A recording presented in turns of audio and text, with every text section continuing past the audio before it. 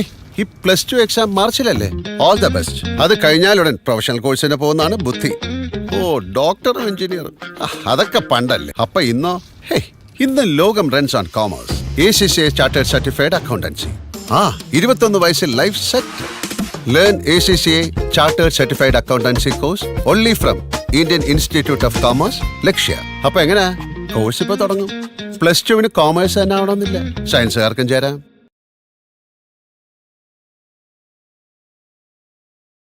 Hey guys, welcome to Lakshya School Plus. Myself Muhammad Nisham. എന്തെല്ലാം മക്കളെ വിശേഷം?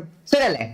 അപ്പോൾ ഇന്ന് ഈ ഞായറാഴ്ച ഞാൻ നിങ്ങൾക്ക് മുന്നിൽ വന്നിട്ടുള്ളത് നമ്മുടെ ഏറ്റവും പ്രധാനപ്പെട്ട ബിസിനസ് സർവീസ് എന്ന് പറഞ്ഞ ചാപ്റ്റർ ഡിസ്കസ് ചെയ്യാൻ വേണ്ടിയിട്ടാണ്. നമ്മുടെ +1 4ാമത്തെ ചാപ്റ്റർ ആയിട്ടുള്ള ബിസിനസ് സർവീസുമായിട്ടുള്ള കുറേ പ്രധാനപ്പെട്ട ടോപ്പിക്സുകൾ, ഏറ്റവും ഇമ്പോർട്ടൻ്റ് ആയിട്ട് ചോദിക്കുന്ന 8 മാർക്കിന് വരെയൊക്കെ ചോദിക്കുന്ന അത്രയും പ്രധാനപ്പെട്ട ടോപ്പിക് ഡിസ്കസ് ചെയ്യാനാണ് ഞാൻ ഇന്ന് നിങ്ങളുടെ മുന്നിൽ വന്നിട്ടുള്ളത്. ഓക്കെ, അപ്പൊ നമുക്ക് നോക്കിയാലോ. അപ്പൊ നിങ്ങൾ മാക്സിമം എല്ലാ അടുത്തേക്കും ഫ്രണ്ട്സ് ഗ്രൂപ്പുകളിലേക്കും അതേപോലെ തന്നെ ഫാമിലിയിൽ പഠിക്കുന്ന +1 പഠിക്കുന്ന ആൾക്കാരിലേക്കൊക്കെ എന്താക്കുക, നമ്മുടെ ഈ ലിങ്ക് ഫോർവേഡ് ചെയ്ത് കൊടുക്കട്ടോ, മറക്കരുതേ. അപ്പൊ നമുക്ക് സ്റ്റാർട്ട് ചെയ്താലോ. ഓക്കെ, ശരി അല്ലേ? അപ്പൊ ലൈവിലുള്ള ആൾക്കാരൊക്കെ ഒന്ന് കമന്റ് ആണ്.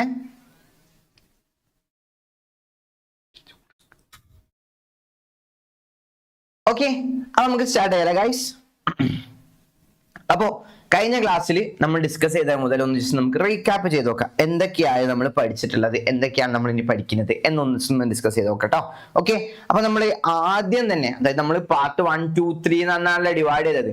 അതിൽ ആദ്യത്തെ പാർട്ടിൽ നമ്മൾ ഡിസ്കസ് ചെയ്തിട്ടുള്ളത് എന്താണ് സർവീസ് എന്നുള്ളതിനും സർവീസ് എന്താണ് എന്നുള്ളതുമായി റിലേറ്റ് ചെയ്തിട്ടായിരുന്നു നമ്മൾ ആദ്യത്തെ പാർട്ടിൽ ഡിസ്കസ് ചെയ്തിട്ടുള്ളത്. ഓക്കെ, അപ്പൊ അവിടെ നമ്മളൊരു ക്ലാസിഫിക്കേഷൻ പറയുന്നുണ്ട്, ബിസിനസ് സർവീസ്, അതേപോലെ തന്നെ സോഷ്യൽ സർവീസ്, പേഴ്സണൽ സർവീസ് എന്നൊക്കെ ഉള്ളതിന്റെ ഒരു ക്ലാസിഫിക്കേഷൻ നമ്മൾ അവിടെ ഫസ്റ്റ് പറഞ്ഞിട്ടുണ്ട്. അത് സർവീസിന്റെ ക്ലാസിഫിക്കേഷനിൽ ബന്ധപ്പെട്ട കാര്യമാണ് നമ്മൾ ആദ്യം അവിടെ പറഞ്ഞത്. ഓക്കെ, എന്നിട്ട് അതിന്റെ ഓരോ എക്സ്പ്ലനേഷൻ നമ്മൾ പാർട്ട് 1 പറഞ്ഞിട്ടുണ്ട് അല്ലെ. ജസ്റ്റ് ഒന്ന് ആ വീഡിയോ നോക്കി കഴിഞ്ഞാൽ നിങ്ങൾക്ക് കൂടുതലായിട്ട് ക്ലിയർ ആവും. ഓക്കെ, അതിനുശേഷം നമ്മൾ ഡിസ്കസ് ചെയ്തിട്ടുള്ളത് ഗുഡ്സും സർവീസും തമ്മിലുള്ള ഡിഫറൻസ് എന്താണെന്നാണ്. ഓർമ്മയുണ്ടോ നിങ്ങൾക്ക് പറഞ്ഞത്?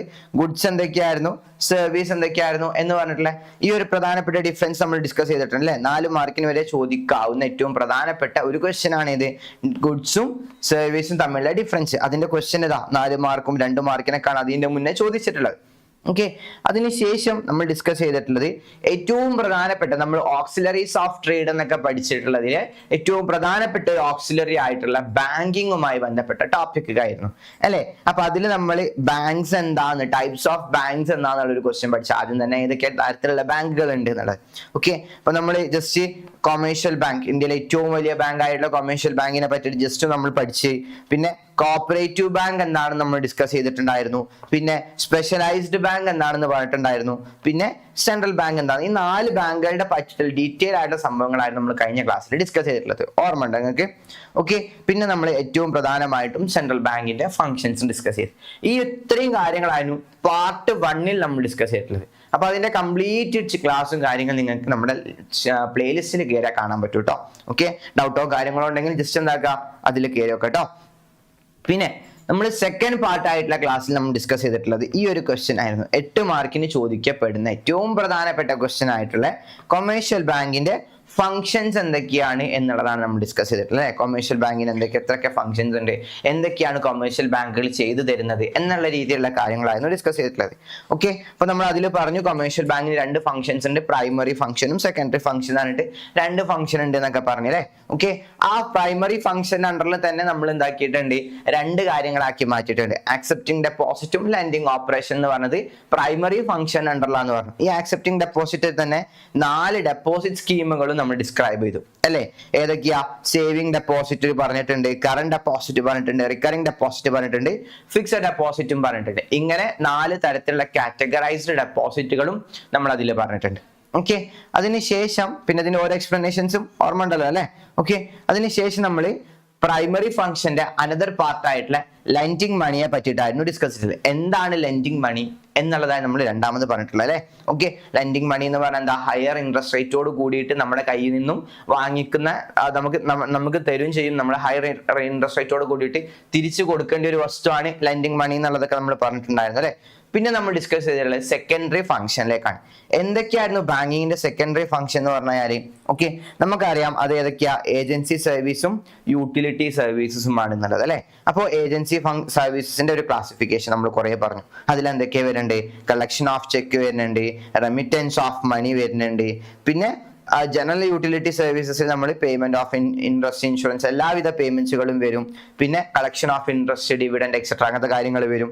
പിന്നെ purchase and sale of securities അങ്ങനത്തെ കാര്യങ്ങൾ വരും. പിന്നെ ലോക്കർ ഫെസിലിറ്റി, അണ്ടർറൈറ്റേഴ്സിന്റെ അണ്ടർറൈറ്ററായിട്ട് ആക്ട് ചെയ്യും എന്നുള്ള കാര്യങ്ങളൊക്കെ ആയിരുന്നു നമ്മൾ ഈ ഒരു ഭാഗത്ത് പറഞ്ഞിട്ടുള്ളത് അല്ലേ. ഓക്കെ, പിന്നെ നമ്മൾ ഡിസ്കസ് ചെയ്തിട്ടുള്ളത് ഈ ബാങ്കിങ് എന്താണെന്നാണ് ഇനി ഡിസ്കസ് ചെയ്യാനുള്ളത് അല്ലേ. ഇത്രയും കാര്യങ്ങളാണ് നമ്മൾ സെക്കൻഡ് പാർട്ടിൽ പറഞ്ഞിട്ടുള്ളത്. ഇതുവരെ ആയിരുന്നു നമ്മൾ സെക്കൻഡ് പാർട്ടിൽ നമ്മൾ പറഞ്ഞിട്ടുള്ളത്. ഇനി നമുക്ക് ഡിസ്കസ് ചെയ്യുന്നത് തേർഡ് പാർട്ടോ, അതായത് ഇന്നത്തെ തേർഡ് പാർട്ടിൽ നമ്മൾ ഡിസ്കസ് ചെയ്യാൻ പോണത് ഈ ഒരു ഭാഗം മുതലാണ് കേട്ടോ. എന്താണ് ഈ ബാങ്കിങ്?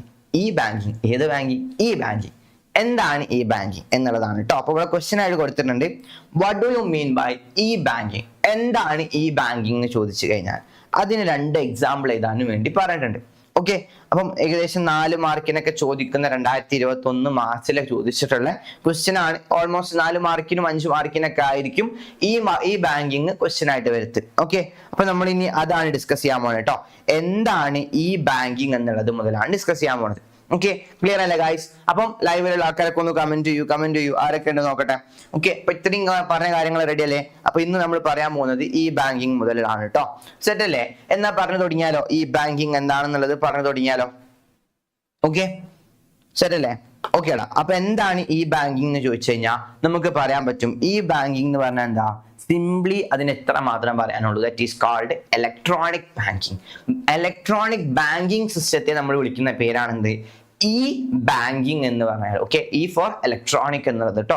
അപ്പോൾ നമ്മുടെ ഇന്ത്യയിൽ കൺവെൻഷണൽ സിസ്റ്റത്തിൽ നമ്മുടെ പഴയ രീതികളിൽ എന്തുണ്ടായിരുന്നു, ഒരുപാട് ബാങ്കിങ് സിസ്റ്റം ഉണ്ടായിരുന്നു അല്ലെ. അപ്പൊ നമ്മൾ ബാങ്കിൽ പോയിട്ട് കാര്യങ്ങൾ ചെയ്യുന്ന കുറെ കാര്യങ്ങൾ, പൈസ ഡെപ്പോസിറ്റ് ചെയ്യാൻ നമ്മൾ ബാങ്കിൽ പോകണം, പൈസ വിഡ്രോ ചെയ്യാൻ ബാങ്കിൽ പോകണം, ഒരുപാട് പേപ്പർ വർക്കുകൾ ഉണ്ടാവും അല്ലെ. പേപ്പർ എഴുതിയിട്ട് നമ്മൾ സ്ലിപ്പ് ചെയ്തിട്ട് വേണം ഡെപ്പോസിറ്റിന് കൊടുക്കാണ്, വിഡ്രോ എടുക്കണമെങ്കിൽ നമ്മൾ ചെക്ക് കൊടുക്കണം, അങ്ങനെ കുറെ പേപ്പർ വർക്കും കാര്യങ്ങളും ഒക്കെ വരും.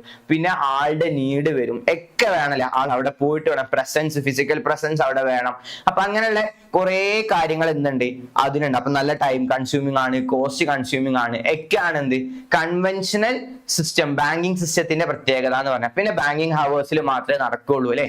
എസ്പെഷ്യലി പറയുകയാണെങ്കിൽ ഇപ്പോൾ 10 to 3 വരെയൊക്കെയുള്ള ബാങ്കിങ് ഹവേഴ്സിൽ മാത്രമേ നടക്കുള്ളൂ. ഹോളിഡേയ്സിലൊന്നും നമുക്ക് ബാങ്കിങ് ട്രാൻസാക്ഷൻസ് നടക്കൂല. അങ്ങനെ കുറെ ബുദ്ധിമുട്ടുകൾ എന്താക്കിയിട്ടുണ്ട് ആളുകൾ പണ്ടേ നേരിട്ടിട്ടുണ്ട്.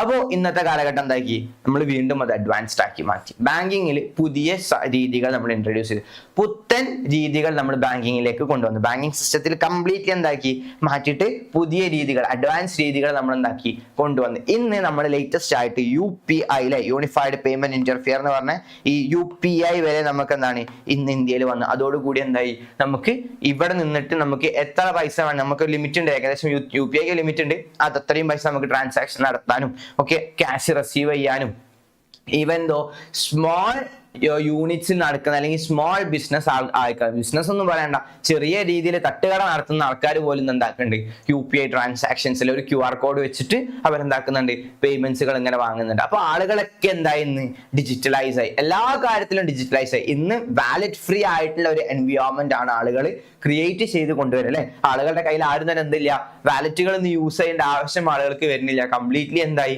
ഫുള്ള് ഡിജിറ്റലായി, ഫുള്ള് ഫോണിലൂടെ എന്താക്കാൻ തുടങ്ങി, ആളുകൾ കാര്യങ്ങൾ ചെയ്യാൻ തുടങ്ങി അല്ലെ. അപ്പൊ നമുക്ക് എന്ത് കാര്യം ഉണ്ടെങ്കിലും ഫോണിലൂടെ മാത്രമേ. ഈവൻ ദോ ലാസ്റ്റ് ഒരു അപ്ഡേഷൻ കാണാൻ പറ്റുമെങ്കിൽ SBI ബാങ്കിലും അതേപോലെ തന്നെ SBI യിലാണ് സ്റ്റാർട്ട് ചെയ്തിട്ടുള്ളത്, മറ്റു ബാങ്കുകളൊക്കെ ഉടനെ തന്നെ വരുന്ന കേട്ടിട്ടുണ്ട്. ATM കൗണ്ടറിൽ പോയി കഴിഞ്ഞാൽ നമുക്ക് അവിടെ QR കോഡ് കാണാൻ പറ്റും. ആ QR കോഡ് സ്കാൻ ചെയ്തിട്ട് നമുക്ക് എന്താക്കാം, പൈസ വിഡ്രോ ചെയ്യാൻ വേണ്ടി പറ്റും. അവിടെ നമുക്ക് എന്തിന്റെ ആവശ്യമില്ല, നമുക്ക് അവിടെ കാർഡിന്റെയോ ക്രെഡിറ്റ് കാർഡിന്റെയോ ഡെബിറ്റ് കാർഡിന്റെയോ അങ്ങനെ ഒന്നിന്റെ ആവശ്യങ്ങളും അവിടെ വരുന്നില്ല. നമുക്ക് ജസ്റ്റ് എന്താക്കിയാൽ മതി, QR മാത്രം സ്കാൻ ചെയ്താൽ മതി. അപ്പോൾ കാര്യങ്ങളൊക്കെ എന്തായി, മാറി മാറി മാറി മാറി അഡ്വാൻസ് രീതികൾ ഇങ്ങനെ ഡെവലപ്പ് ചെയ്തുകൊണ്ടിരിക്കുകയാണ് അല്ലേ. അപ്പോൾ അതുകൊണ്ട് തന്നെ ആ ഒരു ഡെവലപ്പിംഗ് സ്റ്റേജിൽ നമ്മൾ പഠിക്കേണ്ട ഈ ഡെവലപ്മെന്റിലെ ആദ്യത്തെ സ്റ്റേജുകൾ, അതായത് ബാങ്കിങ് സിസ്റ്റത്തിലെ ഈ ബാങ്കിങ് സിസ്റ്റത്തിലെ ആദ്യത്തെ രീതികൾ എന്തൊക്കെയായിരുന്നു എന്നുള്ളതാണ് നമ്മൾ ഈ ഒരു ചാപ്റ്ററിലൂടെ പഠിക്കുന്നത്. അപ്പൊ കാലങ്ങൾ മാറി, എന്താണ് അതേപോലെ തന്നെ രീതികളും മാറി കേട്ടോ. ഓക്കെ, അപ്പൊ നമ്മൾ ആദ്യം പഠിക്കുന്നത് എന്താ, ഈ ബാങ്കിങ് സിസ്റ്റത്തിലെ കുറച്ച് രീതികൾ, പുതിയ രീതികൾ, അന്നത്തെ പുതിയ രീതികൾ, ഇന്നത്തെ അല്ല, അന്നത്തെ പുതിയ രീതികൾ കേട്ടോ. ഓക്കെ, അപ്പൊ എന്താ നോക്കാം, നമ്മളിവിടെ പ്രധാനമായിട്ട് എന്താ പറയുന്നത്, banks provide services to its customers through internet. ഇന്റർനെറ്റിലൂടെ കസ്റ്റമേഴ്സിന് സർവീസ് ചെയ്ത് കൊടുക്കുന്ന ഒരു രീതിയാണ് ഇത് ഈ ബാങ്കിങ് എന്ന് പറയുന്നത്. ഓക്കെ, കസ്റ്റമേഴ്സിന് ബാങ്കിങ്ങിലൂടെ എന്താക്കും, കസ്റ്റമേഴ്സിന് സർവീസ് പ്രൊവൈഡ് ചെയ്ത് കൊടുക്കും. ഓക്കെ, ഇന്റർനെറ്റിന്റെ ഹെൽപ്പോട് കൂടിയിട്ട് കസ്റ്റമേഴ്സ് ആര് വന്നു കഴിഞ്ഞാലും അവർക്ക് എന്താക്കാൻ പറ്റും, എല്ലാവിധ ട്രാൻസാക്ഷൻസും നടത്തി കൊടുക്കാൻ പറ്റും. ആ ഒരു സിസ്റ്റമാണ് ഇത് ഈ ബാങ്കിങ് എന്ന് പറഞ്ഞത് കേട്ടോ. ഈ ബാങ്കിങ് എന്ന് പറഞ്ഞു കഴിഞ്ഞാൽ നമ്മൾ ഇവിടെ എന്താ പറഞ്ഞത്, any user with PC and a browser can get connected to the bank websites to perform any banking function. ഒരു PC എന്ന് പറഞ്ഞാൽ ഒരു പേഴ്സണൽ കമ്പ്യൂട്ടറോ അല്ലെങ്കിൽ എന്താ, ഓക്കെ, അല്ലെങ്കിൽ ഒരു നെറ്റ്വർക്ക് സിസ്റ്റം, ഓക്കെ, ഒരു ഇന്റർനെറ്റിന്റെ നെറ്റ്വർക്ക് സിസ്റ്റവും അല്ലെങ്കിൽ ഒരു വെബ്സൈറ്റോ ഒരു പ്രോപ്പർ ആയിട്ടുള്ള ഒരു ഇന്റർനെറ്റ് കണക്ഷനും ഒരു PC ഉണ്ടെന്നുണ്ടെങ്കിൽ നമുക്ക് എന്താക്കാം, ഇന്നിപ്പോ PC വേണ്ടല്ലേ, ഫോൺ മതി, അത് യൂസ് ചെയ്തിട്ട് നമുക്ക് എന്താക്കാൻ പറ്റും, നമുക്ക് ഇന്റർനെറ്റിലേക്ക് കയറാനും അതുവഴി നമ്മുടെ ട്രാൻസാക്ഷൻസ് നടത്താനും പറ്റും അല്ലെ. എനിക്കിപ്പോ ഇവിടെ നിന്നിട്ട് വേണമെങ്കിൽ റീചാർജ് ചെയ്യാൻ പറ്റും, ഇപ്പൊ ഇവിടെ നിന്നിട്ട് വേണമെങ്കിൽ എനിക്ക് വരെ ബാക്കിയുള്ളവരിലേക്ക് അക്കൗണ്ടിലേക്ക് പൈസ സെൻഡ് ചെയ്യാൻ പറ്റും, എനിക്ക് പൈസ റിസീവ് ചെയ്യാൻ പറ്റും, ഞാൻ എവിടെ പോകേണ്ട ആവശ്യമില്ല, ഒന്നുമില്ല. ഇന്ന് നമുക്ക് ഈ ഇന്റർനെറ്റിന്റെ സഹായത്തോട് കൂടിയിട്ട് എല്ലാവിധ ഇന്റർനെറ്റ് ഫെസിലിറ്റി നമ്മുടെ ഫോണിൽ ലഭിക്കുന്നതാണ്. അതുകൊണ്ട് എന്താണ്, നമുക്ക് ഇന്ന് ഫോൺ മതി. അന്ന് കുറച്ച് നമ്മളിവിടെ പറഞ്ഞു വരുന്നത് എന്താ, ജസ്റ്റ് ഒരു PC എന്നുള്ള രീതിയിലാണ് പറയുന്നത്, നമുക്ക് ഇന്ന് എന്ത് മതി, ഒരു ഫോൺ മതി. ആ ഫോണിന്റെ ഹെൽപ്പോട് കൂടിയിട്ട് എല്ലാ കാര്യങ്ങളും നമുക്ക് ഇന്ന് ചെയ്യാൻ വേണ്ടി പറ്റും. Okay, there is no human operate, ഇവിടെ എന്ത് വേണ്ട, okay, there is no human operator to respond to the needs of the customer. ഒരു കസ്റ്റമർ വരുന്ന സമയത്ത് കസ്റ്റമർക്ക് എന്തിന്റെ ആവശ്യമില്ല, അവിടെ ഒരു ഹ്യൂമൻ റെസ്പോണ്ടറിന്റെ ആവശ്യം അല്ലെങ്കിൽ ഒരു ഓപ്പറേറ്റർ ആവശ്യം വേണ്ട അല്ലെ. നമ്മൾ പോയിട്ട് പറയാണ് എനിക്ക് പൈസ വിഡ്രോ ചെയ്യണം എന്ന് പറയുമ്പോൾ നമ്മൾ അത് എഴുതി, അപ്പൊ അവിടെ ബാങ്കിൽ ഇരിക്കുന്ന ആൾ ഭയങ്കര ചാടിട്ട് പറയും, ആ സ്ലിപ്പ് എഴുതി കൊടുക്കും. അപ്പൊ സ്ലിപ്പ് ചെയ്തിൽ എന്തെങ്കിലും മിസ്റ്റേക്ക് ഉണ്ടെങ്കിൽ ഇത് പോലെ മാറ്റിയത് എന്ന് പറയും, ഇതിൽ ഡേറ്റ് ചെയ്തിട്ടില്ല, ഇതിൽ ഒപ്പിട്ടിട്ടില്ല എന്ന് പറയാണ്ട് മൂപ്പർ എന്താക്കും, ഇങ്ങനെ മനുഷ്യനെ വെറുതെ കണ്ട് ബുദ്ധിമുട്ടിക്കില്ല. ചില ആൾക്കാർ, ചില എല്ലാവരും അങ്ങനെയാണെന്നല്ല, ചില ബാങ്കിലെ ഉദ്യോഗസ്ഥരൊക്കെ ഭയങ്കര ഇതിൽ ഹർഷായിട്ട് ആൾക്കാരോട് പെരുമാറും അല്ലെ. ഓക്കെ, അപ്പൊ അതിന്റെ ഒന്നും ആവശ്യം നമുക്ക് ഇന്നില്ല. നമുക്ക് എന്താക്കിയാൽ മതി, നമുക്ക് സെൽഫായിട്ട് എല്ലാ രീതിയിലെ കാര്യങ്ങളും ചെയ്യാം. മക്ഡൊണാൾഡ്സിന്റെ കൗണ്ടറിൽ കയറിയാൽ മതി. മക്ഡൊണാൾഡ്സിന്റെ കൗണ്ടറിൽ കയറിയാൽ പേയ്മെന്റ് കൊടുക്കാൻ ആള് വേണ്ട, സാധനങ്ങൾ എടുക്കാൻ ആള് വേണ്ട, ഒന്നും വേണ്ട. നമുക്ക് സ്വന്തമായിട്ട് എന്താക്കിയാൽ മതി, ഒക്കെ ചെയ്യാം. ഒക്കെ ഓട്ടോമാറ്റിക്കലി അവിടെ വന്നെത്തിക്കോളും. അതേമാതിരി ഫുൾ എന്തായി, സിസ്റ്റങ്ങൾ മാറി വന്നു. ഓക്കെ, അപ്പം അങ്ങനെ ഡെവലപ്പ് ചെയ്ത് വന്നിട്ടുള്ള ഒരു രീതിയാണ് ഇത് ഈ ബാങ്കിങ് എന്ന് പറഞ്ഞിട്ടുള്ളത് കേട്ടോ. അപ്പൊ നമുക്ക് ഇവിടെ എന്ത് മതി, ഒരു PCയും പിന്നെ ഒരു നെറ്റ്വർക്ക് സിസ്റ്റം മതി, അല്ലെങ്കിൽ ഒരു വെബ്സൈറ്റും മതി. അത് യൂസ് ചെയ്തിട്ട് ഹ്യൂമൻ ഓപ്പറേറ്റർ ഇല്ലാണ്ട് നമുക്ക് കാര്യങ്ങൾ ചെയ്യാൻ പറ്റുന്നതാണ് ഇത് ഈ ബാങ്കിങ് സിസ്റ്റം എന്ന് പറഞ്ഞത് കേട്ടോ. ഇവിടെ എന്താ, the bank has A centralised database that is web enabled. All the services that the bank has permitted to the internet and are displayed on the menu. ഇവിടെ എന്തുണ്ട്, ഒരു സെൻട്രലൈസ്ഡ് ഡാറ്റാബേസ് ഉണ്ടാവും. എന്താ സെൻട്രലൈസ്ഡ് ഡാറ്റാബേസ് എന്ന് പറഞ്ഞാല് നമ്മുടെ എല്ലാവരുടെ ഡാറ്റയും കാര്യങ്ങളും എല്ലാ ബാങ്ക് ത്രൂ എന്തായിരിക്കും, കണക്റ്റഡ് ആയിരിക്കും. ഓക്കെ, അപ്പൊ അത് യൂസ് ചെയ്തിട്ട് നമുക്ക് ഓരോ ആൾക്കാർക്ക് പഴയ പല രീതികളിലെ നെഫ്റ്റ് യൂസ് ചെയ്ത് NEFT യൂസ് ചെയ്തിട്ട് IMPS യൂസ് ചെയ്തൊക്കെ ബാങ്കിലെ ഓരോ ടെക്നിക്കുകളാണ് കേട്ടോ. ഓക്കെ, UPI യൂസ് ചെയ്തിട്ട് ഒക്കെ എന്താക്കാം, ഏതൊരാൾക്ക് വേണമെങ്കിലും പൈസ വെച്ച് കൊടുക്കാം, ഏതൊരാളിൽ നിന്നും പൈസ സ്വീകരിക്കാൻ പറ്റും. കാരണം എന്താ, എല്ലാ ബാങ്കിങ് സിസ്റ്റത്തിനും മൊത്തം എന്താണ്, ഒരു സെൻട്രലൈസ്ഡ് കൺട്രോൾ വെച്ചിട്ടുണ്ട്. ഓക്കെ, ഒരു ഡാറ്റാബേസ് സെൻട്രലൈസ്ഡ് ഡാറ്റാബേസ് ആണ്. അപ്പൊ അതൊന്ന് ബേസ് ചെയ്തിട്ട് നമുക്ക് എന്താക്കും, ആർക്കും എവിടെയും എങ്ങോട്ടേക്കും പൈസ അയക്കാനും ട്രാൻസാക്ഷൻ നടത്താനും എന്ത് ഇടപാട് നടത്താനും ഹെൽപ്പ് ചെയ്യും. പൈസ അയക്കൽ മാത്രമല്ല, ബാക്കി എന്ത് ഇടപാടുകളാണെങ്കിലും അതിനെയും ഹെൽപ്പ് ചെയ്യും. ഓക്കെ, അപ്പൊ ആ ഒരു സിസ്റ്റം നമ്മൾ എവിടെ ഉണ്ട്, നമ്മുടെ ഈ ബാങ്കിങ് സിസ്റ്റത്തിലുണ്ട് കേട്ടോ.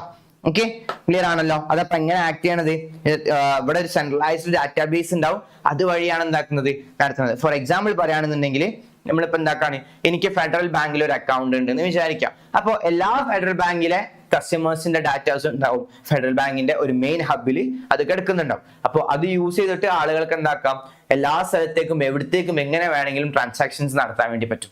ഇനിയിപ്പോ ബാങ്കിങ് സിസ്റ്റം എന്ന് പറഞ്ഞത് നമ്മൾ എന്താണ്, കൊമേഴ്ഷ്യൽ ബാങ്കിന്റെ മൊത്തമായിട്ട് പറയുകയാണെങ്കിൽ അവർക്ക് മൊത്തമായിട്ട് എന്തുണ്ടാവും, ഒരു സെൻട്രലൈസ്ഡ് ഡാറ്റാബേസ് ഉണ്ടാവും. അതിലേക്ക് ഡാറ്റാസ് മൊത്തം പോകും. ഓട്ടോമാറ്റിക്കലി ഏതൊരാൾക്കും എവിടെ നിന്നും ഏതൊരു സെർവറിലേക്കും പൈസ അയക്കാൻ പറ്റും. ആ ഒരു സിസ്റ്റത്തിലേക്ക് നമ്മൾ മാറിക്കൊണ്ടിട്ടുണ്ട്. ഓക്കെ, ഇനി നമ്മൾ യൂസ് ചെയ്യുന്ന ചില ഈ ബാങ്കിങ്ങിന്റെ ടെക്നിക്സുകളാണ് ഇനി നമ്മൾ ഡിസ്കസ് ചെയ്യാൻ വേണ്ടി പോണേ കേട്ടോ. അതിൽ ആദ്യത്തെ ഒന്നാണ് ഇത് electronic fund transfer system, EFT എന്ന് പറയും. പിന്നെ രണ്ടാമത്തെ ഉണ്ട് ഓട്ടോമേറ്റഡ് ടെല്ലർ മെഷീൻ. നിങ്ങൾക്കറിയാം ATM എന്ന് പറയുന്ന ഓട്ടോമേറ്റഡ് ടെല്ലർ മെഷീൻ. ഇനി അടുത്തതാണ് എന്ത്, ഇലക്ട്രോണിക് ഡാറ്റ ഇന്റർചേഞ്ച് എന്ന് പറയുന്നത്. പിന്നെ ക്രെഡിറ്റ് കാർഡ് ഉണ്ട്, ഡിജിറ്റൽ കാർഡ്സുകൾ ഉണ്ട്, ഓക്കെ അല്ലെ, ഡിജിറ്റൽ ക്യാഷുകൾ ഉണ്ട്. ഓക്കെ, അപ്പൊ ഇതൊക്കെ എന്താന്ന് ചോദിച്ചു കഴിഞ്ഞാൽ നമ്മൾ ഈ ബാങ്കിങ്ങിന്റെ എക്സാമ്പിൾസ് ആണ്. എന്താണ് EFT എന്ന് ചോദിച്ചു കഴിഞ്ഞാൽ നമ്മൾ നെഫ്റ്റ് എന്നൊക്കെ പറഞ്ഞ സംഭവം ഉണ്ട്, national electronic fund transfer system എന്ന് പറഞ്ഞിട്ട് നമ്മൾ ഒരു സിസ്റ്റം യൂസ് ചെയ്യണം അല്ലെ. നെഫ്റ്റ് വഴിയൊക്കെ ആണെങ്കിൽ നമ്മൾ ഒരു കമ്പനിയിലെ ആളുകൾ അല്ലെങ്കിൽ ഒരു ബിസിനസ് സ്ഥാപനത്തിൽ വേണ്ട ഒരു കുറച്ച് ആളുകൾക്ക് ഒരു 10ഓളം ആളുകൾക്ക് പൈസ അയക്കണം എന്നുണ്ടെങ്കിൽ നമ്മൾ ബാങ്കിൽ പോയിട്ട് എന്താക്കും, വലിയൊരു എമൗണ്ട് കൊടുത്തിട്ട് നിങ്ങൾ ഇത് സ്പ്ലിറ്റ് ചെയ്ത് അയച്ചോളി എന്ന് പറഞ്ഞു കഴിഞ്ഞാൽ അവർ പൊതുവെ യൂസ് ചെയ്യുന്നത് എന്തായിരിക്കും, നെഫ്റ്റ് വഴിയായിരിക്കും യൂസ് ചെയ്യുക അല്ലെ. നെഫ്റ്റ് യൂസ് ചെയ്തിട്ട് അവർക്ക് എന്താക്കും, അയക്കും. അപ്പോൾ ഒരു ഡേന്റെ ഉള്ളിൽ തന്നെ ആ പൈസ എന്താവും, റിസീവർ അക്കൗണ്ടിലേക്ക് റിസീവ് ചെയ്തിട്ടുണ്ടാവും. ഓക്കെ, അപ്പൊ ആ ഒരു സിസ്റ്റമാണ് സ്പോട്ടിലല്ല, പക്ഷെ ആ ഒരു കുറച്ച് സമയത്തിനോട് എന്താക്കും എത്തും. അപ്പൊ വലിയൊരു എമൗണ്ടിനെ അല്ലെങ്കിൽ വലിയൊരു ഡാറ്റയിലുള്ള ആൾക്കാരെ മൊത്തം സ്പ്ലിറ്റ് ചെയ്ത് അയക്കാനൊക്കെ യൂസ് ചെയ്യുന്ന ഒരു ടെക്നിക്കാണ് ഇത് ഈ പറഞ്ഞിട്ടുള്ള നെഫ്റ്റ് വഴി തന്നെ ഇലക്ട്രോണിക് ഫണ്ട് ട്രാൻസ്ഫർ സിസ്റ്റം എന്ന് പറഞ്ഞിട്ടുള്ളത്. അപ്പൊ electronic fund transfer system use ചെയ്തിട്ട് നമുക്ക് എത്ര ആൾക്ക് വേണമെങ്കിലും അറ്റ് എ ടൈമിൽ പൈസ സെൻഡ് ചെയ്യാൻ വേണ്ടി പറ്റും. അത്രയും വലിയ ബൾക്ക് എമൗണ്ടുകളൊക്കെ പല രീതിയിൽ നമുക്ക് അയക്കാനൊക്കെ പറ്റും. ഇതാണ് നെഫ്റ്റിന്റെ ഒരു പ്രത്യേകത. ഇനി അടുത്തത് ഓട്ടോമേറ്റഡ് ടെല്ലർ മെഷീൻ. നമുക്കറിയാം ATMs, കൗണ്ടേഴ്സുകൾ, വെൻഡിങ് മെഷീൻസ് പോലെയുള്ള പല കൗണ്ടേഴ്സുകൾ നമ്മൾ എന്താക്കുന്നുണ്ട്, പല സ്ഥലങ്ങളിലും കാണുന്നുണ്ട് അല്ലെ. അവിടെ യൂസ് ചെയ്തിട്ട് നമ്മൾ എന്താക്കും, നമ്മൾ പ്രധാനമായിട്ട് യൂസ് ചെയ്യുന്ന ഒരു കാര്യമാണ് അവിടെ ഇത് ഡെബിറ്റ് കാർഡ് യൂസ് ചെയ്തിട്ട് നമ്മൾ എന്താക്കും അല്ലെ, ഡെബിറ്റ് കാർഡ്സുകളൊക്കെ യൂസ് ചെയ്തിട്ട് നമ്മൾ അവിടെ നിന്ന് എന്താക്കും, ഫണ്ട് വിഡ്രോ ചെയ്യും അല്ലെ. ഫണ്ട് വിഡ്രോ ചെയ്യുന്ന രീതിയാണ് ഡെബിറ്റ് കാർഡ്സ് ഒക്കെ യൂസ് ചെയ്ത് നമ്മൾ ഫണ്ട് വിഡ്രോ ചെയ്യുക അവിടെ പോയിട്ട്. അടുത്തതാണ് എന്ത്, ഇലക്ട്രോണിക് ഡാറ്റ ഇന്റർചേഞ്ച്. സംഭവം ഒന്നുമില്ല, നമ്മൾ എന്താണ് ഇത് എക്സാമ്പിൾസ് മാത്രമാണ്, ജസ്റ്റ് മനസ്സിലാക്കാൻ വേണ്ടി പറയുന്നുള്ളൂ. ഓക്കെ, എന്താണെന്ന് വെച്ച് കഴിഞ്ഞാൽ നമ്മൾ എന്താണ് നമ്മുടെ ഡാറ്റാസുകൾ മൊത്തം നമ്മളിപ്പോ ഫോണിന്റെ ആപ്പ് ഉണ്ടാവും, നമുക്ക് ഫോണിന്റെ ആപ്പ് ഉണ്ടാവും അല്ലെ. ഫോർ എക്സാമ്പിൾ ഫെഡറൽ ബാങ്ക് ആണെങ്കിൽ ഫെഡ് ബുക്ക് ഉണ്ടാവും, പിന്നെ യൂണിയൻ ബാങ്കിന്റെ ഇതേപോലെ തന്നെ UBI എന്ന് പറഞ്ഞിട്ടൊരു ആപ്പ് ഉണ്ടാവും, SBIക്ക് യോണോ SBI ഉണ്ട് അല്ലെ. അതേപോലെ തന്നെ HDFCക്ക് അതേപോലെ HDFCന്റെ പേരുള്ള ഒരു ആപ്പ് ഉണ്ട്. അപ്പൊ അതിൽ കയറി കഴിഞ്ഞാൽ നമ്മുടെ ഡാറ്റാസ് മൊത്തം അതിലുണ്ടാവും നമുക്ക് അല്ലെ. കസ്റ്റമർ ആരാണ്, കസ്റ്റമറുടെ ID എന്താണ്, കസ്റ്റമറുടെ അഡ്രസ് എന്താണ്, കസ്റ്റമറുടെ അക്കൗണ്ട് ഏതാണ്, ക്രെഡിറ്റ് അക്കൗണ്ട് എത്ര ഉണ്ട്, ലോൺ അക്കൗണ്ട് എത്ര ഉണ്ട്, ഓവർ ഡ്രാഫ്റ്റ് എത്ര ഉണ്ട്, എല്ലാത്തിന്റെ ഡീറ്റെയിൽസ് ഉണ്ടാവും അതിലുണ്ടാവും. അപ്പൊ അങ്ങനെ നമുക്ക് അതേപോലെ തന്നെ നമ്മുടെ സ്റ്റാർട്ടിങ് ടു എൻഡിങ് വരെയുള്ള സമ്മറി വരെ നമുക്ക് എന്താക്കാൻ പറ്റും, അതിലെടുക്കാൻ പറ്റും. അപ്പൊ അങ്ങനെയുള്ള ഒരു രീതിയാണ് ഇത്. നമ്മുടെ ഡാറ്റാസുകൾ മൊത്തം സ്വീകരിക്കുന്ന നമുക്ക് തന്നെ ആക്സസ് ചെയ്യാൻ പറ്റുന്ന ഒരു രീതിയാണ് ഇലക്ട്രോണിക് ഡാറ്റ ഇന്റർചേഞ്ച് എന്ന് പറഞ്ഞാൽ ഇത് യൂസ് ചെയ്യാൻ കേട്ടോ, EDI പോലെ സിസ്റ്റം. അടുത്തതാണ് എന്ത്, ക്രെഡിറ്റ് കാർഡ്സുകൾ കേട്ടോ. ക്രെഡിറ്റ് കാർഡ്സ് എന്ന് പറഞ്ഞാൽ എന്താ, നമുക്കൊരു ലിമിറ്റ് തരും, ഒരു ഏകദേശം ഒരു ലിമിറ്റ് നമുക്ക് തരും. ആ ലിമിറ്റ് വരെ നമുക്ക് എന്താക്കാം, യൂസ് ചെയ്യാൻ പറ്റും. നെക്സ്റ്റ് മന്ത് അത് ബിൽ ഡേറ്റിന്റെ മുന്നേ എന്താക്കിയാൽ മതി, ആ എമൗണ്ട് മൊത്തം നമുക്ക് എന്താക്കിയാൽ മതി, അടിച്ച് തീർത്തെടുത്താൽ മതി. അപ്പൊ നമുക്കൊരു 1 month ഗ്യാപ്പിലൊക്കെ നമുക്ക് എന്താക്കാം, സാധനങ്ങൾ പർച്ചേസ് ചെയ്യാനും പൈസ യൂസ് ചെയ്യാനും ഒക്കെ ഹെൽപ്പ് ചെയ്യുന്ന ഒരു ഡിജിറ്റൽ കാർഡാണ് ഇത്, ഓൾസോ കോൾഡ് ക്രെഡിറ്റ് കാർഡ് എന്ന് വെച്ചാൽ. ഓക്കെ, ആൻഡ് ക്രെഡിറ്റ് കാർഡ് ഉണ്ട്, ഡെബിറ്റ് കാർഡ് ഉണ്ട്. ക്രെഡിറ്റ് കാർഡ് എന്ന് പറഞ്ഞാൽ നമ്മുടെ അക്കൗണ്ടിൽ ഇല്ലാത്ത പൈസ നമുക്ക് ആദ്യം യൂസ് ചെയ്യാൻ വേണ്ടി തരാണ്. ഡെബിറ്റ് കാർഡ് എന്ന് പറഞ്ഞാൽ നമ്മൾ ഫ്രീ ആയിട്ട് ഇട്ട എമൗണ്ട് എത്രയാണോ അത് നമുക്ക് യൂസ് ചെയ്യാൻ പറ്റുന്നതാണ് ഡെബിറ്റ് കാർഡ്സ് എന്ന് പറഞ്ഞത് കേട്ടോ. ഓക്കെ, നമ്മൾ ATM കാർഡുകൾ, നമ്മൾ യൂസ് ചെയ്യുന്ന കാർഡുകളൊക്കെ ഡെബിറ്റ് കാർഡുകളായിരിക്കും കേട്ടോ. ഇനി അടുത്തതാണ് ഇത് ഡിജിറ്റൽ കാർഡ്. എന്താണ് ഡിജിറ്റൽ കാർഡ് എന്ന് ചോദിച്ചു കഴിഞ്ഞാൽ, ഡിജിറ്റൽ ക്യാഷ് എന്ന് വെച്ച് കഴിഞ്ഞാൽ നമ്മൾ എന്താക്കുന്നുണ്ട്, ഇന്ന് പല വാലറ്റുകളിൽ പൈസ സൂക്ഷിക്കുന്നുണ്ടല്ലോ. ഫോർ എക്സാമ്പിൾ പറയുകയാണെങ്കിൽ പേടിഎമ്മിന്റെ വാലറ്റിൽ സൂക്ഷിക്കുന്നുണ്ട്, പിന്നെ ഫോൺ പേന്റെ വാലറ്റിൽ സൂക്ഷിക്കുന്നുണ്ട്, പിന്നെന്താ നമ്മൾ സ്വിഗ്ഗി വാലറ്റ് എന്നൊക്കെ പറഞ്ഞാൽ കുറെ വാലറ്റിൽ നമ്മൾ എന്താക്കുന്നുണ്ട്, പൈസ സൂക്ഷിക്കുന്നുണ്ട് അല്ലെ. അപ്പൊ നമുക്ക് ആവശ്യം വരുന്ന സമയത്ത് വാലറ്റിൽ നിന്ന് എടുത്തിട്ട് നമ്മൾ എന്താക്കും, അതങ്ങനെ യൂസ് ചെയ്യും. അങ്ങനെ വാലറ്റിൽ ഹോൾഡ് ചെയ്തേക്കുന്ന മണികളാണ് ഇത് പൊതുവെ ഡിജിറ്റൽ ക്യാഷുകൾ എന്നൊക്കെ പറഞ്ഞ കേട്ടോ. അപ്പൊ നമുക്കത് യൂസ് ചെയ്തിട്ട് എന്ത് കാര്യങ്ങളും നമുക്ക് ഓൺലൈൻ ട്രാൻസാക്ഷൻസ്, ഓൺലൈൻ രീതിയിലുള്ള കാര്യങ്ങളൊക്കെ നമുക്ക് നടത്താൻ വളരെ എളുപ്പമായിരിക്കും. അപ്പൊ അതിനുവേണ്ടി യൂസ് ചെയ്യുന്നതാണ് ഡിജിറ്റൽ ക്യാഷുകൾ എന്ന് പറഞ്ഞ കേട്ടോ. ഓക്കെ, ക്ലിയർ ആണല്ലോ. ഇനി മറ്റു വഴികളുണ്ട്, IMPS ഉണ്ട്, RTGS ഉണ്ട്, അങ്ങനെ പല രീതിയിൽ നമുക്ക് ഫണ്ടുകൾ അയക്കാനൊക്കെ പറ്റുന്ന ഒരുപാട് എക്സാമ്പിൾസ് ഉണ്ട് കേട്ടോ. This is an simple example of e-banking. ഇത്രയും കാര്യങ്ങളൊക്കെ e-ബാങ്കിങ്ങിന്റെ ചെറിയ എക്സാമ്പിൾസുകളാണ് കേട്ടോ. ഓക്കെ,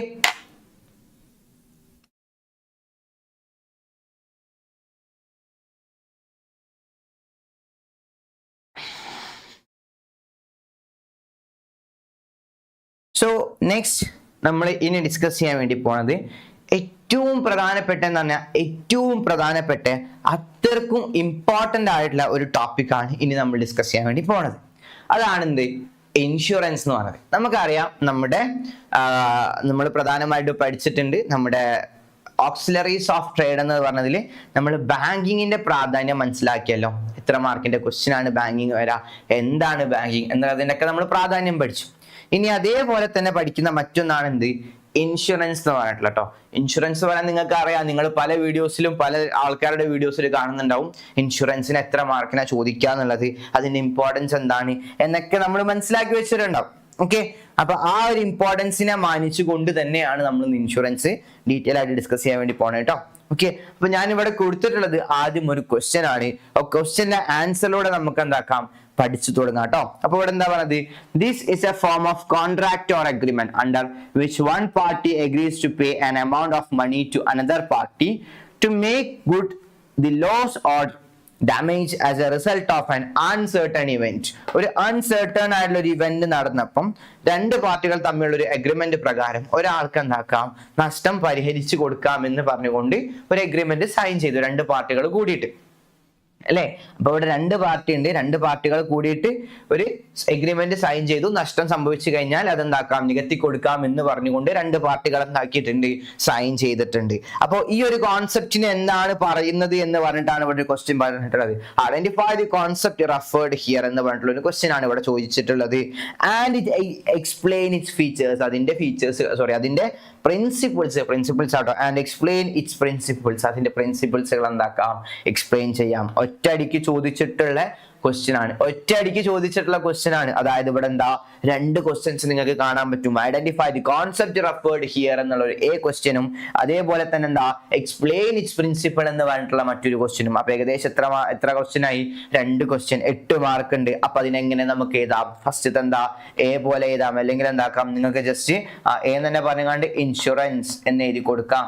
ഓക്കെ, അതാണ് ഐഡന്റിഫൈ ദി കോൺസെപ്റ്റ്, 1 മാർക്കിന്റെ ക്വസ്റ്റ്യൻ ആണ്. പിന്നെന്താ, എക്സ്പ്ലെയിൻ ഇറ്റ്സ് ഫീച്ചേഴ്സ്, അതിന്റെ പ്രിൻസിപ്പിൾസുകൾ എന്താക്കാം, ഒന്ന് എക്സ്പ്ലെയിൻ ചെയ്ത് കൊടുക്കൂ. എത്ര മാർക്കാണ് ചോദിച്ചത്, 8 മാർക്കാണ്. നമ്മൾ അതിനോട് 8 മാർക്കാണ് ചോദിച്ചത്. ബാക്കി നമുക്ക് എത്ര വരുന്നുണ്ട്, 7 മാർക്ക് വരുന്നുണ്ട് അല്ലെ. 7 മാർക്കിന് 7 പ്രിൻസിപ്പിൾസുകൾ എക്സ്പ്ലെയിൻ ചെയ്താൽ മതി. 7 പ്രിൻസിപ്പിൾസ് ആണല്ലോ പഠിക്കാനുള്ളത്. അപ്പൊ ഒന്ന് നോക്കിയാലോ. അപ്പൊ ഇങ്ങനെയാണ് ക്വസ്റ്റ്യൻ ചോദിച്ചിട്ടുള്ളത് ഒന്നാമത്തെ ടൈം. രണ്ടാമത്തെ പ്രാവശ്യം ചോദിച്ചിട്ടുള്ള വേറൊരു ക്വസ്റ്റ്യൻ അത് 2021 ചോദിച്ച ക്വസ്റ്റ്യൻ ആണ് കേട്ടോ.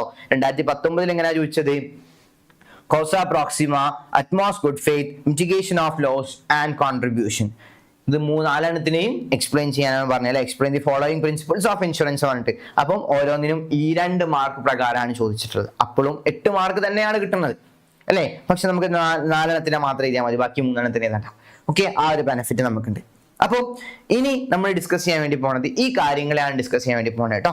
ഓക്കെ, അപ്പൊ ആദ്യം പഠിക്കുന്നത് എന്താ, ഇൻഷുറൻസ് എന്താണെന്നാണ് പഠിക്കുന്നത്. ആദ്യം പഠിക്കുന്നത് ഇൻഷുറൻസ് എന്താണെന്ന് പഠിക്കാം കേട്ടോ. എന്താണ് ഇൻഷുറൻസ് എന്നുള്ളതിനെ പഠിക്കാം. ഓക്കെ, ഒരു വലിയൊരു ഡെഫിനിഷൻ തന്നെ ഇവിടെ കൊടുത്തിട്ടുണ്ട്. ഇത് കണ്ട് ബേജാറാവൊന്നും വേണ്ട, സിമ്പിൾ ചെയ്ത് പറഞ്ഞുതരാം. അപ്പൊ എന്താണ് ഇൻഷുറൻസ് എന്ന് ചോദിച്ചാൽ നമുക്ക് അതിനെ എങ്ങനെ പറയാം. It is defined as A contract in writing under which one party insurer agrees in return for consideration to indemnify the other party. ഇവിടെ 2 പാർട്ടികളുണ്ട്. ആരൊക്കെയാ 2 പാർട്ടി? നമുക്ക് വേണമെങ്കിൽ ഒരു പാർട്ടിയെ എ എന്നും മറ്റൊരു പാർട്ടിയെ ബി എന്നും വിളിക്കാം അല്ലേ. 2 പാർട്ടികൾ ആരൊക്കെ ആയാലും വേണം, നമുക്ക് ചിത്രങ്ങൾ വരയ്ക്കാം. ഇതൊരു പാർട്ടി, ഇതൊരു പാർട്ടി, ഇത് വേറൊരു പാർട്ടി. ഓക്കെ, ഈ പാർട്ടി ആരാ, ഇത് ഇൻഷുറർ ആണ്. ഇൻഷുറർ എന്ന് പറഞ്ഞിട്ടുള്ള ഒരു വ്യക്തി. ഓക്കെ, ഇൻഷുറർ എന്ന് പറഞ്ഞിട്ടുള്ള ഒരു വ്യക്തി. ഇതാരാ, നമുക്ക് വേറെ കളറിൽ എഴുതാം. ഓക്കെ, ഇത് ഇൻഷുറർ എന്ന് പറഞ്ഞിട്ടുള്ള ഒരു വ്യക്തിയും ഇതാരാ, ഇൻഷുർഡ് എന്ന് പറഞ്ഞിട്ടുള്ള വേറൊരു വ്യക്തിയും. ആരാണ് അപ്പം ഇൻഷുററും ഇൻഷുർഡും തമ്മിലുള്ള വ്യത്യാസം എന്താണ് ഇവർ തമ്മിലുള്ള വ്യത്യാസം നോക്കാം. ഇവിടെ ആരാ, ഇൻഷുറർ എന്ന് പറഞ്ഞാൽ contracting writing under which one party agrees in return for consideration, okay, to indemnify the other party insured against the loss or damage. അപ്പം നമുക്കിവിടെ മനസ്സിലാക്കാൻ പറ്റുന്ന കാര്യം, നമുക്ക് 2 ആൾക്കാരുണ്ട് ഇവിടെ നമ്മുടെ ഇൻഷുറൻസിൽ. 2 ആൾക്കാരുണ്ട് അല്ലെ, ഒന്ന് ഇൻഷുർഡ് ഉണ്ട്, ഒന്ന് ഇൻഷുറർ ഉണ്ട്. ഓക്കെ, അപ്പോ 2 ആൾക്കാരെ നമുക്ക് ഇവിടെ കാണാൻ വേണ്ടി പറ്റും. ആരൊക്കെയാ ലൈവിലുള്ളത് ഒന്ന് റീപ്ലൈ ചെയ്യും മക്കളെ.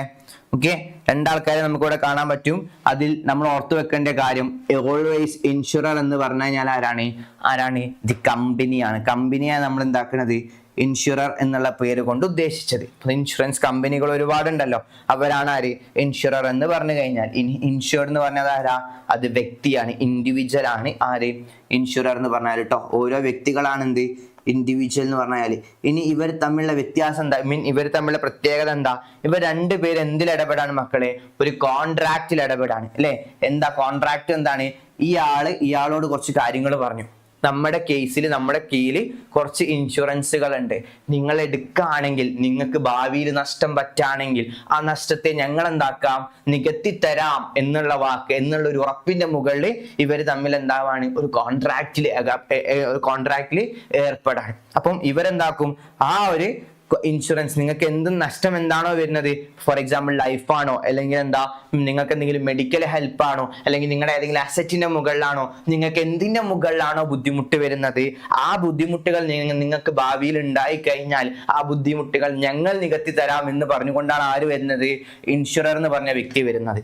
അപ്പം ഇത് കേട്ട ഇൻഷുർഡ് എന്താക്കും, ഇൻഷുർഡ് എന്ന് പറഞ്ഞാൽ ആരാ, ഇൻഡിവിജ്വൽ ആണല്ലോ. ഇത് കേട്ട ഇൻഷുർഡ് എന്താക്കും, അയാൾ പറയും ഓക്കെ ഞാൻ എഗ്രി ചെയ്യാം, ഓക്കെ നിങ്ങൾക്ക് ഞാൻ എന്ത് തരാം എന്ന് ചോദിക്കുമ്പം ഇവരെന്ത് പറയും, ഞങ്ങൾക്ക് നിങ്ങൾ റിട്ടേൺ ആയിട്ട് എന്ത് കൊടുക്കണം, പ്രീമിയം എന്ന് പറഞ്ഞ ഒരു വസ്തു കൊടുക്കണം. എന്താണ് ഈ പ്രീമിയം എന്ന് പറഞ്ഞു കഴിഞ്ഞാൽ, പ്രീമിയം എന്ന് പറഞ്ഞാൽ എന്താ, ഈ ഒരു ഇൻഷുററിന് കൊടുക്കുന്ന ഒരു എമൗണ്ട് ആണ്, സോറി ഇൻഷുറർക്ക് കൊടുക്കുന്ന ഒരു എമൗണ്ട് ആണ് എന്ത്, പ്രീമിയം. അത് മന്ത്ലി ആവാം, ക്വാർട്ടർലി ആവാം, ആനുവലി ആവാം, ആ പ്രീമിയം കൊടുക്കും. അതങ്ങനെ പോയി പോയി പോയി പോയി പോയി ഇയാൾക്ക് എന്ത് കിട്ടും, ഒരു സേഫ്റ്റി കിട്ടും. അയാൾ ഏത് അസറ്റിന്റെ മുകളിലാണോ, ഇൻഡിവിജ്വൽ അയാളുടെ പേഴ്സണൽ ലൈഫിന്റെ മുകളിലാണോ, ഈവൻ ദോ അയാളുടെ മെഡിക്കൽ കെയറിനാണോ ഇയാൾ ഈ ഇൻഷുറൻസ് ഓഫർ ചെയ്യുന്നത്, ഇയാൾക്ക് ഇതിന്റെ മുകളിൽ എന്ത് കിട്ടും, ഒരു എന്ത് കിട്ടും, ഒരു സപ്പോർട്ട് കിട്ടും, ഒരു സേഫ്റ്റി അയാൾക്ക് ഇവർ പ്രൊവൈഡ് ചെയ്ത് കൊടുക്കും. അതിന് പകരമായിട്ട് ഇവർ എന്ത് വാങ്ങിക്കും, പ്രീമിയം എന്നുള്ള ഒരു എമൗണ്ട് വാങ്ങിക്കും, ഒരു ചെറിയൊരു തുക. അതാണ് എന്ത് പ്രീമിയം എന്ന് പറഞ്ഞാൽ. ഇത് മന്ത്ലിയോ അല്ലെങ്കിൽ എന്താ ക്വാർട്ടർലിയോ അല്ലെങ്കിൽ ആനുവലിയോ ഒക്കെ വാങ്ങിക്കാൻ വേണ്ടി പറ്റും, പ്രീമിയം വാങ്ങിക്കാൻ വേണ്ടി പറ്റും. ഓക്കെ, ക്ലിയർ ആണല്ലോ. അപ്പം ഇവർ തമ്മിൽ എന്താണ് പരസ്പരം അങ്ങോട്ടും ഇങ്ങോട്ടും കാര്യങ്ങളൊക്കെ പറഞ്ഞ് ഓക്കെ പറഞ്ഞു. അങ്ങനെ എന്താക്കി, ഇവർ തമ്മിൽ ഒരു എഗ്രിമെന്റിൽ സൈൻ ചെയ്തു. ഓക്കെ, ആ എഗ്രിമെന്റിന് വിളിച്ച പേരാണ് എന്ത് മക്കളെ, എഗ്രിമെന്റിന് വിളിച്ച പേരാണ് എന്ത് മക്കളെ, ഈസ് കോൾഡ് ആസ് എന്താ വിളിക്കുക, ഈസ് കോൾഡ് ആസ് എന്താ വിളിക്കുക, ഈസ് കോൾഡ് ആസ് ഇൻഷുറൻസ് എന്ന് പറഞ്ഞത് കേട്ടോ, ഈസ് കോൾഡ് ആസ് ഇൻഷുറൻസ് എന്ന് പറഞ്ഞത്.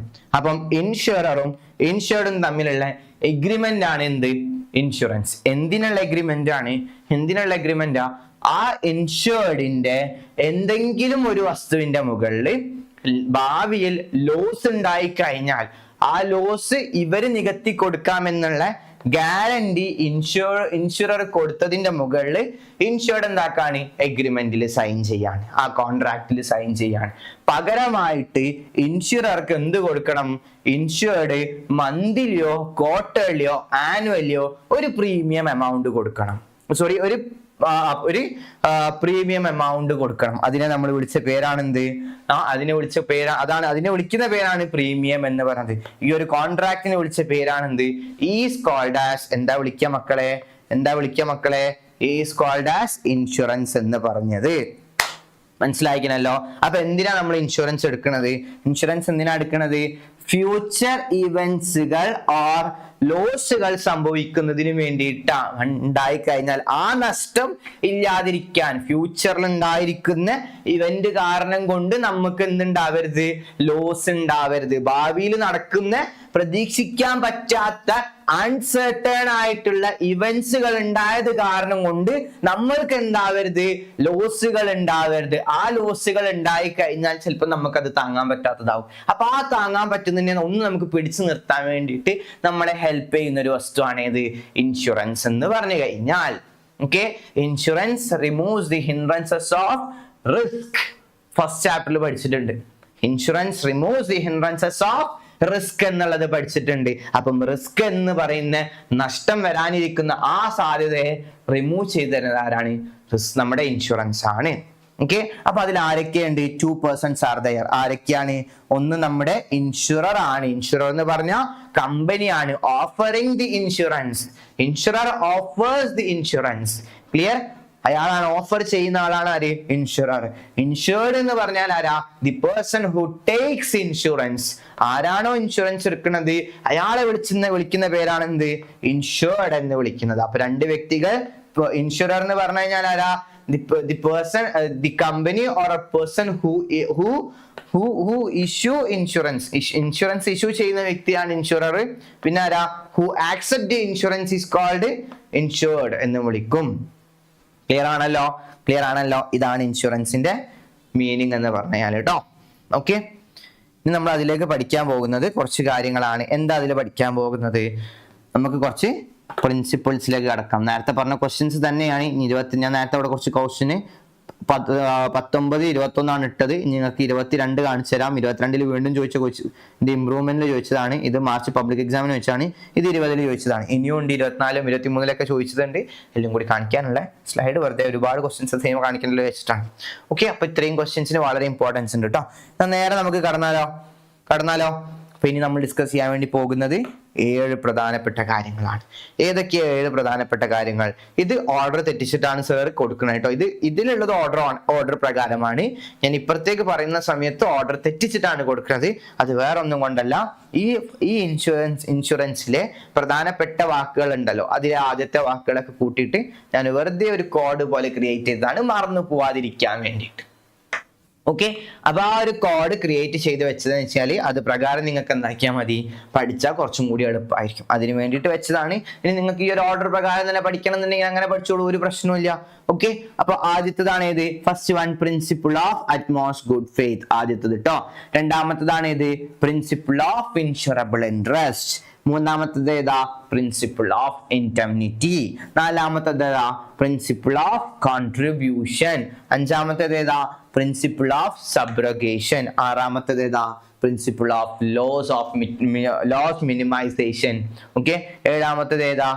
Principle of causa proxima. Okay, അപ്പം ഇങ്ങനെ 7 പ്രിൻസിപ്പിൾസ് നമുക്ക് പഠിക്കാനുണ്ട് അണ്ടർ പ്രിൻസിപ്പിൾസ് ഓഫ് ഇൻഷുറൻസിൽ കേട്ടോ. ഇനി നമ്മൾ ഇതിനൊന്ന് ഓർഡർ ആക്കി പ്രകാരം ഇതിലെ എം എന്ന് പറഞ്ഞത് ഏതാ? നമ്മുടെ ഉദ്ദേശിച്ചത് ഫസ്റ്റ് വൺ എം എന്ന് പറഞ്ഞ മിറ്റിഗേഷൻ ഓഫ് ലോസ് ആട്ടോ. ലോസ് മിനിമൈസേഷൻ ആണ് നമ്മുടെ ടെക്സ്റ്റ് ബുക്കിൽ മിറ്റിഗേഷൻ ഓഫ് ലോസ് എന്നാണ് കൊടുത്തിട്ടുള്ളത്. അതാണ് എം എന്ന് പറഞ്ഞത് കൊടുത്തത്. യു എന്നുള്ളത് ഫസ്റ്റത്തെ അറ്റ്മോസ്റ്റ് ഗുഡ് ഫെയ്ത്ത് ആണ് കേട്ടോ. പിന്നെ എസ് എന്നുള്ളത് സബ്രോഗേഷൻ ആണ് കേട്ടോ. പിന്നെ ഐ എന്നുള്ളത് ഇൻഡെംനിറ്റി ആണ് ഉദ്ദേശിച്ചത്. സി എന്നുള്ളത് കോൺട്രിബ്യൂഷൻ ആണ് ഉദ്ദേശിച്ചത്. അടുത്ത ഐ വരുന്നത് ഇൻഷുറബിൾ ഇൻട്രസ്റ്റ് ആണ് വരുന്നത്. ആൻഡ് ലാസ്റ്റ് സി വരുന്നത് കോസ പ്രോക്സിമ ആണ് വരുന്നത് കേട്ടോ. ഓക്കെ, നിങ്ങൾക്ക് ഇനി ഇത് ഓർഡർ പ്രകാരം അങ്ങോട്ടും ഇങ്ങോട്ടും മാറ്റി പഠിക്കാവുന്നതാണ് നിങ്ങളുടെ ഇഷ്ടപ്രകാരം. ഓക്കെ, അപ്പൊ ഞാൻ ആദ്യം ഡിസ്കസ് ചെയ്യാൻ വേണ്ടി പോണത് ഏതാ? ഫസ്റ്റ് ഡിസ്കസ് ചെയ്യാൻ വേണ്ടി പോണത് മിറ്റിഗേഷൻ ഓഫ് ലോസ് ആണ് കേട്ടോ. ഇവിടെ കൊടുത്തത് ലോസ് മിനിമൈസേഷൻ എന്നാണ്, പരം പറയുന്ന മിറ്റിഗേഷൻ ഓഫ് ലോസ് ആണ്. രണ്ടും ഒന്ന് തന്നെയാണ് കേട്ടോ.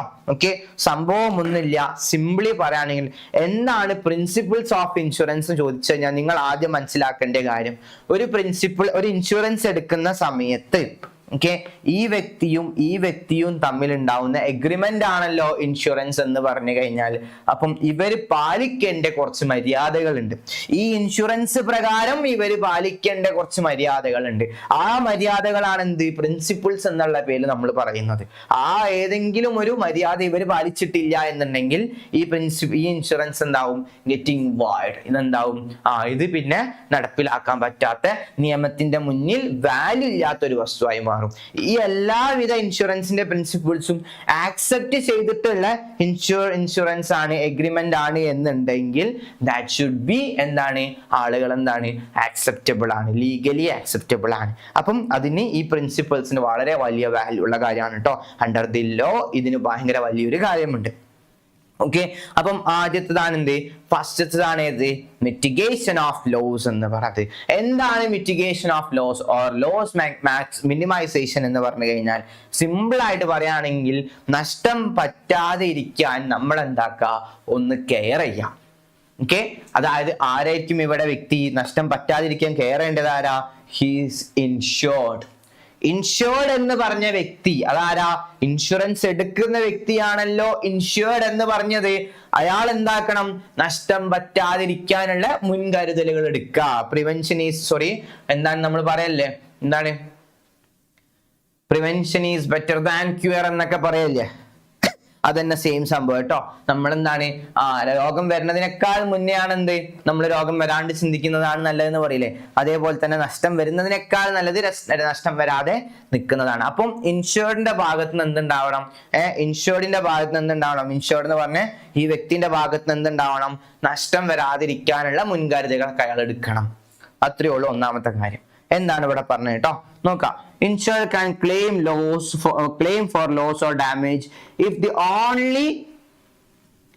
only if the loss arises due to the reason beyond the control of the insured.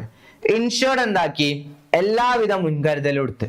For example പറയുകയാണെങ്കിൽ ഒരു ഷോപ്പ് ബിൽഡ് ചെയ്ത അയാള് ഓക്കെ, ആ ഷോപ്പിൽ അയാൾ പുതിയ വയറിങ്ങും കാര്യങ്ങളും ഒക്കെ കൊണ്ടുവന്നു. ഇലക്ട്രിക്കൽ എക്യുപ്മെന്റ്സുകൾ 100% പക്കാ പ്യുവർ ആയിട്ടുള്ള അടിപൊളിയായിട്ടുള്ള നല്ല ഇലക്ട്രിക്കൽ എക്യുപ്മെന്റ്സുകൾ അയാൾ വെച്ചു. നല്ല വയറിംഗ് സിസ്റ്റം, നല്ല ഇലക്ട്രിക്കൽ സിസ്റ്റം ഒക്കെ അയാൾ യൂസ് ചെയ്തു. ഈവൻ ദോ ഫയർ എക്സ്റ്റൻഷൻ വരെ അയാൾ വെച്ചിട്ടുണ്ട് എന്ന് വിചാരിക്കാം. അങ്ങനെയുള്ള ഒരു കമ്പനി, അങ്ങനെയുള്ള ഒരു ഷോപ്പ് അയാൾ സ്റ്റാർട്ട് ചെയ്തു. നിർഭാഗ്യവശാൽ കുറച്ച് ദിവസം കഴിഞ്ഞപ്പോൾ എന്തായി, എന്തോ ഒരു കാരണം കൊണ്ട് അതിന് തീ പിടിച്ചു. അയാൾക്ക് ഒരുപാട് നഷ്ടങ്ങൾ ഉണ്ടായി, ഷോപ്പിന്റെ നഷ്ടങ്ങൾ ഉണ്ടായി, ഗുഡ്സുകൾ കത്തിപ്പോയി, ഒരുപാട് പ്രശ്നമായി.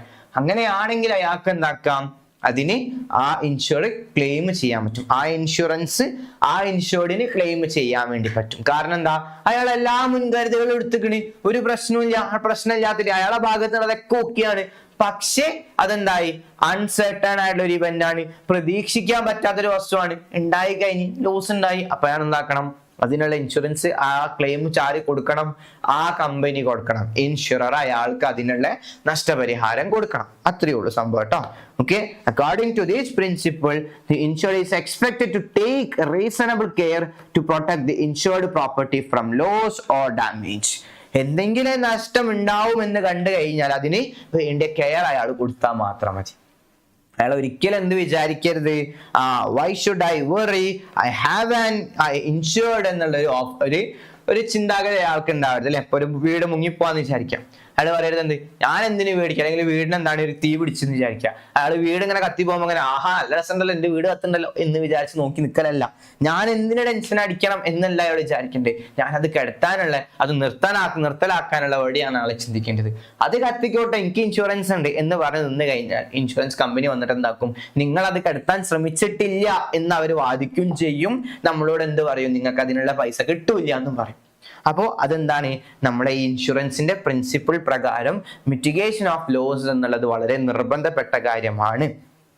ഓക്കെ, അപ്പൊ ഇതാണ് എന്ത്, മിറ്റിഗേഷൻ ഓഫ് ലോസ് എന്ന് പറയുന്നത്. ക്ലിയർ ആണോ ഗായ്സ്? മനസ്സിലാവുണ്ടാവും എന്ന് വിചാരിക്കുന്നു.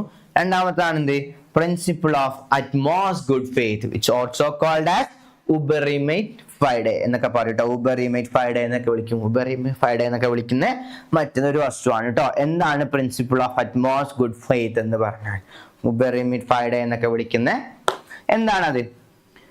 ഓക്കെ, ഇതെന്താ, utmost good faith. Okay, it's a contract of utmost good faith. ഇവിടെ എന്ത് വേണം, both the parties to contract should be absolutely honest. രണ്ട് വ്യക്തികൾ ഉണ്ടല്ലോ, ആരൊക്കെയുണ്ട്, ഇൻഷുർഡും ഉണ്ട്, പിന്നെ ആരാളത്, ഇൻഷുററും ഉണ്ട് അല്ലെ. ഇൻഷുററും ഉണ്ട്, രണ്ട് വ്യക്തികൾ ഇവിടെ ഉണ്ട്. ഈ രണ്ട് വ്യക്തികൾ തമ്മിൽ എന്താവണം, പരസ്പരം നല്ല രീതിയിൽ വിശ്വസ്തനീയരായിരിക്കണം എന്ന് വെച്ച് കഴിഞ്ഞാൽ ഇയാള് ഇൻഷുർഡ് എന്താക്കണം, ഇൻഷുറൻസിന്റെ എല്ലാവിധ കാര്യങ്ങളും അയാൾക്ക് പറഞ്ഞു കൊടുക്കണം. എന്റെ ഇൻഷുറൻസ് ഇങ്ങനെയാണ്, എടുത്താനുള്ള ബെനിഫിറ്റ് ഇങ്ങനെയാണ്, നിങ്ങൾക്ക് ഇത്ര വർഷം കൊണ്ട് നിങ്ങൾക്ക് ഇത്ര ലാഭം കിട്ടും, ഇത്ര വർഷം കൊണ്ട് നിങ്ങൾക്ക് ഇത്ര, അങ്ങനെയുള്ള എല്ലാ കാര്യങ്ങളും എന്താക്കണം, പറഞ്ഞു കൊടുക്കണം. ആൻഡ് ഈവൻ ദോ ഇൻഷുറർ എന്താക്കണം, അയാളുടെ എല്ലാ കാര്യങ്ങളും, എനിക്ക് ഇത്ര പ്രശ്നങ്ങളുണ്ട്, എനിക്ക് ഇത്ര കടങ്ങളുണ്ട്, എനിക്ക് ഇത്ര വരുമാനമുണ്ട്, എനിക്ക് ഇത്ര എന്താണ് ആരോഗ്യ പ്രശ്നങ്ങളുണ്ട്, എല്ലാ കാര്യങ്ങളും ഇയാൾ പറഞ്ഞു കൊടുക്കണം. എന്നിട്ട് രണ്ടുപേരും ഒക്കെ ആയിട്ട് രണ്ടുപേരും സൈൻ ചെയ്ത് ഒരു കോൺട്രാക്ട് ആയിരിക്കണം ഇൻഷുറൻസ്. അതാണ് പറഞ്ഞത്, രണ്ടാളെ ഭാഗത്തുനിന്നും അബ്സല്യൂട്ട് ഹോണസ്റ്റ് ആയിരിക്കണം എന്ന് പറഞ്ഞത്. Clear? Each other in regard to the contract. The insured is liable to disclose all material facts known to him. Insured എന്താക്കണം, ഇൻഷുർഡ് എന്ന് പറഞ്ഞാൽ ആരാ, ഇൻഷുർഡ് എന്ന് പറഞ്ഞാൽ ആ ഒരു ബിസിനസ്സുമായി ബന്ധപ്പെടുന്ന എല്ലാ കാര്യങ്ങളും ഇയാൾ എന്താക്കണം, ഇൻഷുർഡ് എന്ന് പറഞ്ഞാൽ ആ വ്യക്തി ഉണ്ടല്ലോ മക്കളെ, ആ വ്യക്തി എന്താക്കണം, എല്ലാവിധ കാര്യങ്ങളും ആ ബിസിനസ്സുമായി ബന്ധപ്പെടുന്ന ആ ഇൻഷുറൻസ് പോളിസിയുമായി ബന്ധപ്പെടുന്ന എല്ലാ കാര്യങ്ങളും, അയാളെ എഫക്ട് ചെയ്യുന്ന കാര്യങ്ങൾ എന്തൊക്കെയാണോ അതൊക്കെ ഇവരെന്താക്കണം, ഡിസ്ക്ലോസ് ചെയ്യണം. ആര്, ഇൻഷുർഡ് എക്സ്പ്ലെയിൻ ചെയ്ത് കൊടുക്കണം. സിമിലർലി അതേപോലെ തന്നെ ഇൻഷുറർ എന്താക്കണം, ഈ എന്താ പറയാ, കമ്പനി പോളിസിയുമായി ബന്ധപ്പെടുന്ന എന്തൊക്കെ വിഷയങ്ങളുണ്ടോ, കമ്പനിയാണല്ലോ, പോളിസിയുമായി ബന്ധപ്പെടുന്ന എല്ലാവിധ കാര്യങ്ങളും ഇയാൾക്ക് എന്താക്കണം, ഡിസ്ക്ലോസ് ചെയ്ത് കൊടുക്കണം കേട്ടോ. സ്കോപ്പ് അങ്ങനത്തെ എല്ലാ കാര്യങ്ങളും ഡിസ്ക്ലോസ് ചെയ്ത് കൊടുക്കണം. ഓക്കെ, ഇനി ഇതല്ല ആരെങ്കിലും ഒരാൾ ഇതൊന്ന് മറച്ചു വെക്കണമെന്ന് വിചാരിക്കാം. ഇയാൾ കുറച്ച് കാര്യങ്ങൾ എന്താക്കി മറച്ചു വെച്ച് എന്നിട്ടാണ് എന്താക്കണത്, ഇൻഷുറൻസിലേക്ക് പോണത്. ഇയാളും കുറച്ച് കാര്യങ്ങൾ മറച്ചു വെച്ച് എന്നിട്ടാണ് പോണത് എന്നുണ്ടെങ്കിൽ ഇറ്റ് വിൽ ബി എന്താ, ഇൻവാലിഡ്. അതങ്ങോട്ട് ഇൻവാലിഡ് ആയി പോകും. ഓക്കെ, നിയമത്തിന്റെ മുന്നിൽ കേസ് കൊടുത്താൽ കേസ് നിൽക്കൂല, തള്ളിപ്പോവും. ഓക്കെ, അതാണ് പ്രധാനപ്പെട്ട റീസൺ.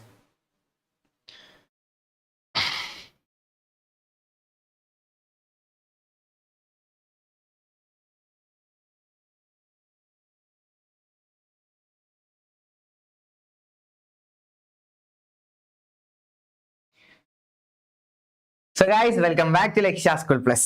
അപ്പോ നമ്മൾ ഡിസ്കസ് ചെയ്തുകൊണ്ടിരിക്കുന്നത് നമ്മുടെ ഇൻഷുറൻസിന്റെ പാർട്ടാണ് അല്ലേ. ഓക്കെ, അപ്പോൾ ഇൻഷുറൻസിൽ നമ്മൾ രണ്ടാമത്തെ ഭാഗമാണ് ഇപ്പൊ പറഞ്ഞുകൊണ്ട് നിൽക്കുന്നത്. അറ്റ്മോസ് ഗുഡ് ഫെയ്ത്ത് ആണ് നമ്മൾ പറഞ്ഞത്. ഇനി മൂന്നാമത്തെ ഭാഗത്തിലേക്ക് കടക്കാം. മൂന്നാമത്തത് ഏതാ? സബ്രോഗേഷൻ. എന്താണ് സബ്രോഗേഷൻ എന്നുള്ളതാണ് നെക്സ്റ്റ് പറയാൻ പോണേ കേട്ടോ.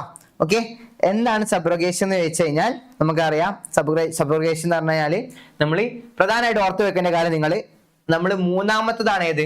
സബ്രോഗേഷൻ. നമ്മൾ ഇതിൽ പറഞ്ഞ നമ്മൾ ഒരു കോഡ് വെച്ചല്ലോ, മ്യൂസിക് IC എന്ന് പറഞ്ഞൊരു കോഡ് വെച്ചല്ലോ അല്ലെ. അപ്പൊ അതിലെ S ആണ് എന്ത് ഇത് നമ്മൾ പറയാൻ പോണേ കേട്ടോ. ഇത് നമ്മൾ പറയാൻ പോണെന്ന് വെച്ചാൽ ഇൻഡെംനിറ്റിന്റെ എക്സ്റ്റൻഷൻ പോലെയാണെന്ത് നമ്മൾ ഈ സബ്രോഗേഷനെ പറയാൻ പോണത്. എന്താണ് ഇൻഡെംനിറ്റി ആദ്യം പഠിക്കണം അല്ലെ. അപ്പൊ നമ്മളിവിടെ ഇപ്പം ഈ കോഡ് പ്രകാരം M എന്നുള്ളതിന് നമ്മൾ എന്താക്കി? മിറ്റിഗേഷൻ എന്ന് പറഞ്ഞു. പിന്നെന്താ? U എന്നുള്ളതിന് അറ്റ്മോസ് ഗുഡ് ഫെയ്ത്തും പറഞ്ഞു. പിന്നെ S പറയാം, അടുത്ത S ആണ്. S പറയുന്നതിന് മുന്നേ നമ്മൾ എന്താക്കണം? ജസ്റ്റ് ഒന്ന് I പറഞ്ഞു തുടങ്ങുക, അതായത് ഇൻഡെംനിറ്റി പറഞ്ഞു തുടങ്ങാം കേട്ടോ. കാരണം ഇൻഡെംനിറ്റിന്റെ കണ്ടിന്യൂവേഷൻ ആണ് ഏത്? സബ്രോഗേഷൻ എന്ന് പറഞ്ഞാൽ. അപ്പൊ എന്താണ് ഇൻഡെംനിറ്റി എന്ന് ചോദിച്ചാൽ നമുക്ക് ജസ്റ്റ് ഒന്ന് നോക്കാം. ഇൻഡെംനിറ്റി എന്ന് പറഞ്ഞാൽ എന്താ? ഇപ്പോഴത്തെ പേജിൽ കാണാൻ പറ്റും. അതായത് ഇൻഡെംനിറ്റി അപ്ലൈ ചെയ്യുന്നത് all contract of insurance except life insurance R contract of indemnity. നമ്മുടെ ലൈഫ് ഇൻഷുറൻസ് നമുക്ക് എന്താക്കാൻ പറ്റില്ല, ഇത് ആപ്ലിക്കബിൾ ആവില്ല. ഏത്? ഇൻഡെംനിറ്റി പ്രിൻസിപ്പിൾ ആപ്ലിക്കബിൾ ആവില്ല. ബാക്കിയുള്ളതിലൊക്കെ എന്താണ്? ആപ്ലിക്കബിൾ ആവും. കാരണം എന്താന്ന് വെച്ച് കഴിഞ്ഞാൽ ലൈഫ് എന്ന് പറഞ്ഞാൽ എന്താണ്? അത്രക്കും വാല്യൂ ഉള്ള ഒരു വസ്തുവാണ് അല്ലെ. നമുക്ക് ഇനി അതിന്റെ പിറകിൽ അതിന് ശേഷം വേറെ എന്ത് കിട്ടിയിട്ടും കാര്യമില്ല. അപ്പോൾ ഈ ഒരു പ്രിൻസിപ്പിൾ, അതായത് നമുക്ക് എത്ര ലോസ് ഉണ്ടെങ്കിലും പറഞ്ഞു തുടങ്ങാം. എന്താ പറഞ്ഞു തുടങ്ങാം കേട്ടോ. ഇൻഡെംനിറ്റി എന്ന് പറഞ്ഞു കഴിഞ്ഞാൽ നമ്മൾ പറയാൻ പറ്റുന്നത് that in case of any loss insured shall be compensated. എന്ത് ലോസ് ഉണ്ടായി കഴിഞ്ഞാലും ഇൻഷുറിന് എന്താക്കണം? കോമ്പൻസേഷൻ കൊടുക്കണം. പക്ഷെ ലൈഫിൽ കിട്ടിയിട്ട് കാര്യമുണ്ടോ? ലൈഫ് പോയി അതിന് കോമ്പൻസേഷൻ കൊടുത്ത കാര്യമുണ്ടോ? ഇല്ല. അതുകൊണ്ടാണ് നമ്മൾ എന്ത് പറഞ്ഞത്? ഇൻഡെംനിറ്റി പ്രിൻസിപ്പിൾ എവിടെ ആപ്ലിക്കബിൾ ആവില്ല എന്ന് പറഞ്ഞത്? നമ്മുടെ ലൈഫ് ഇൻഷുറൻസിൽ ആപ്ലിക്കബിൾ ആവില്ല എന്ന് പറഞ്ഞത് കേട്ടോ. ഓക്കെ, കാരണം എന്താണ്? അത് കോമ്പൻസേഷൻ കിട്ടിയിട്ടും വലിയ കാര്യമില്ലാത്ത വസ്തുവാണ്, ലൈഫാണല്ലോ അല്ലെ. ഓക്കെ, നമുക്കിവിടെ കാണാൻ പറ്റും എന്താണ്? But the amount of compensation shall never be more than the actual loss. നമുക്ക് എത്ര ലോസ് ഉണ്ടായി കഴിഞ്ഞാലും ലൈഫിനേക്കാൾ വലുതല്ല ഏത്? ഒരു ലോസും. അപ്പൊ അതുകൊണ്ട് തന്നെ ഇൻഡെംനിറ്റി എന്ന് പറഞ്ഞാൽ എന്താ? നമ്മളിവിടെ പ്രധാനമായിട്ട് പറഞ്ഞത് എത്ര വലിയ നഷ്ടം ഉണ്ടെങ്കിലും അതിനെന്താക്കണം? കോമ്പൻസേഷൻ കൊടുക്കണം എന്നാണ് ഉദ്ദേശിച്ചത്. Okay, it denotes that the insured is not allowed to make any profit out of the loss. ഈ ലോസിൽ നിന്നും ഇൻഷുർഡ് എന്താക്കരുത്? ഒരു ലാഭവും ഉണ്ടാക്കാൻ പാടില്ല എന്നാണ് പ്രധാനമായിട്ടും നമ്മൾ നെക്സ്റ്റ് ആയിട്ട് പറഞ്ഞത് കേട്ടോ. ഇത് ഈ ഇൻഡെംനിറ്റി പ്രിൻസിപ്പിൾ പ്രകാരം നമ്മൾ പറയുകയാണെന്ത്? നമുക്ക് എന്തെങ്കിലും നഷ്ടം സംഭവിച്ചു. ഫോർ എക്സാമ്പിൾ പറയുകയാണെങ്കിൽ ഒരു വണ്ടി ആക്സിഡന്റ് ആയെന്ന് വിചാരിക്കാം. വണ്ടിക്ക് 1 lakh rupees അടുത്ത് വാല്യൂ ഉണ്ട്. ഓക്കെ, 1 lakh rupees അടുത്ത് വാല്യൂ ഉള്ള വണ്ടി. ഓക്കെ, ഈ വണ്ടി നമ്മൾ എന്താക്കി? യൂസ് ചെയ്ത് പോവാണ്. പെട്ടെന്ന് നമുക്ക് എന്താക്കി? ഒരു ആക്സിഡന്റ് സംഭവിച്ചു. ഈ ആക്സിഡന്റ് ഉണ്ടായ സമയത്ത് നമുക്ക് എന്തായി? ഏകദേശം 1 lakh rupees ഒരു 80% നമുക്ക് ലോസിലേക്ക് എത്തി. അതായത് 80% വണ്ടി എന്തായി? നഷ്ടമായി. ബാക്കി 20% സ്ക്രാപ്പ് മാത്രമേ നമ്മുടെ കയ്യിലുള്ളൂ എന്ന് വിചാരിക്കാം. ഓക്കെ, അങ്ങനെ നമ്മൾ എന്താക്കി? ഇത് ഇൻഷുറൻസ് ക്ലെയിം ചെയ്ത് നമുക്ക് എന്തായാലും ഒരു 1 lakh rupees തിരിച്ച് കിട്ടിയെന്ന് വിചാരിക്കാം. ഇൻഷുറൻസ് ആയി 1 lakh rupees തിരിച്ചു കിട്ടി. ബാക്കി ഒരു 20% അവിടെ കിടക്കുന്നുണ്ടല്ലോ അല്ലെ. നമുക്ക് സ്ക്രാപ്പ് വിറ്റ് കഴിഞ്ഞാൽ ഒരു 10-20,000 രൂപ കിട്ടും എന്ന് വിചാരിച്ച് നമ്മൾ എന്താക്കി? ആ സ്ക്രാപ്പ് അങ്ങോട്ട് വിറ്റ് ആ 20,000 നമ്മൾ എന്താക്കി? നമ്മുടെ കയ്യിലേക്ക് ആക്കാൻ വിചാരിച്ചു. അത് നമുക്ക് ഒരിക്കലും പാടില്ലാത്ത കാര്യമാണ്. ഓക്കെ, അതിൽ നിന്നും ഒരു ലാഭവും നമ്മൾ ഉണ്ടാക്കാൻ പാടില്ല. നമ്മുടെ എത്രയാണോ ഇൻഷുറൻസ് എടുത്തത് അത് നമുക്ക് ക്ലെയിം ചെയ്ത് പിന്നെ അതിന്റെ മുകളിൽ നമ്മൾ എന്താക്കരുത്? ലാഭം ഉണ്ടാക്കാൻ പാടില്ല. അപ്പൊ അതാണ് പ്രധാനമായിട്ടും ഇൻഡെംനിറ്റി പ്രിൻസിപ്പിൾ പ്രകാരം പറഞ്ഞത്. നമുക്ക് എത്രയാണോ ലോസ് ഉണ്ടായത് അത് നമുക്ക് ആക്സെപ്റ്റ് ചെയ്യുക. അതിന്റെ മുകളിൽ നമ്മൾ എന്താക്കരുത്? കൂടുതൽ പ്രോഫിറ്റ് ഉണ്ടാക്കാൻ പാടില്ല. According to this principle the insured is entitled to recover an amount of actual loss or insured sum whichever is less. ഈ ഒരു ഇൻഷുറൻസ് പ്രകാരം നമ്മൾ രണ്ട് കാര്യത്തിൽ നമുക്ക് പൈസ എടുക്കാം. ഒന്നെന്താ പറഞ്ഞത്? Actual amount. നമ്മൾ പറയുകയാണ് ഒരു 1 lakh rupees ഇൻഷുറൻസ് ആണ് എടുത്തതെന്നുണ്ടെങ്കിൽ 1 lakh നമുക്ക് എന്താക്കാം? ക്ലെയിം ചെയ്യാൻ പറ്റും. ഇനി 1 lakh നമ്മൾ വെച്ചു, നമുക്ക് ആകെ ലോസ് ഉണ്ടായത് ഒരു 50,000 ആണെന്ന് വിചാരിക്കാം. അപ്പൊ ആ 50,000 നമുക്ക് വാങ്ങിക്കാം. ഓക്കെ, ഏതാണോ ചെറുതുള്ളത് അത് നമുക്ക് എടുക്കാം. ഒന്നെങ്കിൽ നമ്മൾ 1 lakh ഇൻഷുറൻസ് എടുത്തു, നമ്മുടെ പ്രോഡക്റ്റിന് ഒരു 2 ലക്ഷം രൂപയുടെ വാല്യൂ ഉണ്ട്, നമ്മൾ 1 lakh ഇൻഷുറൻസ് എടുത്തതെന്നുണ്ടെങ്കിൽ 1 lakh നമുക്ക് ക്ലെയിം ചെയ്യാൻ പറ്റും. ഇനി അതല്ല 1 lakh ഇൻഷുറൻസ് എടുത്തിക്കണേ, നമുക്ക് ആകെ 50,000 ലോസ് ആണ് ഉണ്ടായിരുന്നുണ്ടെങ്കിൽ 50,000 നമുക്ക് പറ്റും ക്ലെയിം ചെയ്യാൻ പറ്റും. ഏതാണോ ചെറുത് അത് നമുക്ക് ക്ലെയിം ചെയ്യാൻ പറ്റും. ഇതാണ് ഇൻഡെംനിറ്റി കൊണ്ട് പറയുന്നത് കേട്ടോ. അപ്പൊ നമുക്ക് കോമ്പൻസേഷൻ തിരിച്ച് വാങ്ങിക്കാൻ പറ്റും, കോമ്പൻസേഷൻ വാങ്ങിക്കാൻ പറ്റും. ആ ഒരു പ്രിൻസിപ്പിളാണ് ഇൻഡെംനിറ്റി എന്ന് പറയുന്നത്. ഇവിടെ എന്ത് അപ്ലിക്കബിൾ അല്ല, ലൈഫിൽ ഇത് അപ്ലിക്കബിൾ അല്ല എന്നർത്ഥം. ഓക്കെ, ഇനി നേരെ സബ്രോഗേഷനിലേക്ക് കിടക്കാം. സബ്രോഗേഷൻ എന്താ പറയുന്നത്? ഇൻഡെംനിറ്റിന്റെ എക്സ്റ്റൻഷൻ ആണെന്ന് പറഞ്ഞല്ലേ. അതായത് ഇവിടെ എന്താ പറഞ്ഞു വെച്ചാൽ ഈ ഒരു പ്രിൻസിപ്പിൾ പ്രകാരം ഓക്കെ, ഒരു ഡാമേജ് പ്രോപ്പർട്ടി ഉണ്ട് എന്ന് വിചാരിക്കാം, ഏതെങ്കിലും ഒരു ഡാമേജ് പ്രോപ്പർട്ടി. ഓക്കെ, അങ്ങനെ ഉണ്ടെന്നുണ്ടെങ്കിൽ അതിന്റെ ബാക്കി വരുന്ന വാല്യൂ ഉണ്ടല്ലോ. ഓക്കെ, ആ ഡാമേജ് പ്രോപ്പർട്ടിന്റെ മുകളിൽ ബാക്കി വരുന്ന വാല്യൂ ഉണ്ടല്ലോ, ഈ വാല്യൂ എങ്ങോട്ട് പാസ് ചെയ്യും? ഇൻഷുററിലേക്ക് പാസ് ചെയ്യും, കമ്പനിയിലേക്ക് പാസ് ചെയ്യും. അതായത് ഞാൻ എക്സാമ്പിൾ പറയുകയാണെങ്കിൽ ഒരു 1 lakh rupeesന്റെ വാല്യൂ നമ്മുടെ കയ്യിലുണ്ടെന്ന് വിചാരിക്കാം. ഓക്കെ, 1 lakh rupeesന്റെ സാധനം നമ്മുടെ കയ്യിലുണ്ടെന്ന് വിചാരിക്കാം. ഈ 1 lakh rupeesന്റെ സാധനം എന്തായി? ലോസ് സംഭവിച്ചിട്ട് ഒരു 50,000 ലോസ് ഉണ്ടായി. ഓക്കെ, ക്ലിയർ ആണല്ലോ. ബാക്കി 50,000 നമ്മൾ എന്താക്കണം? നമുക്ക് അത് ആ ഒരു സാധനത്തിൽ നിന്നും കിട്ടും, തിരിച്ചു കിട്ടും എന്ന് വിചാരിക്കാം. അങ്ങനെയാണെങ്കിൽ ഈ 50,000ന്റെ ലോസ് ഉണ്ടായല്ലോ. ഓക്കെ, ആ ലോസ് ഉണ്ടായപ്പോൾ നമുക്ക് നേരെ കമ്പനി എന്താക്കാൻ പറ്റും? 50,000 കൂടെ തരും.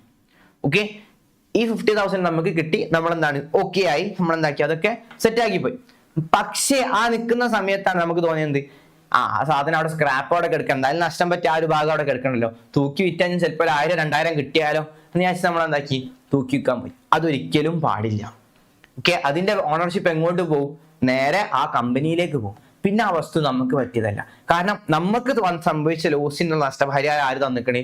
കമ്പനി തന്നിക്കണേ. എക്സ്ട്രാ അതിന്റെ മുകളിൽ പ്രോഫിറ്റ് എടുക്കൽ ഒരിക്കലും പാടില്ലാത്ത കാര്യമാണ്. ഈ ഒരു സാധനത്തിൽ നമ്മൾ എന്ത് വിളിക്കുക? സബ്രോഗേഷൻ എന്ന് പറയാം കേട്ടോ. വാല്യൂ എങ്ങോട്ട് പോകുന്ന പറഞ്ഞത്? ഇൻഷുർഡിലേക്ക്, കമ്പനിയിലേക്ക് വാല്യൂ പോകുന്നാണ് പറഞ്ഞത് കേട്ടോ. Okay, this is because the insured should not be allowed to make any profit by selling the damaged product. അപ്പോൾ ഈ ഒരു ഡാമേജ് പ്രോപ്പർട്ടി അല്ല ഡാമേജ് സാധനം എന്താണോ അതൊന്നും നമുക്ക് ഒരിക്കലും പ്രോഫിറ്റ് ഉണ്ടാക്കാനുള്ള അനുവാദം ഇല്ല എന്നാണ് അർത്ഥം. ഓക്കെ, അതാണ് എന്ത് സബ്രോഗേഷൻ കൊണ്ട് ഉദ്ദേശിച്ചത് കേട്ടോ.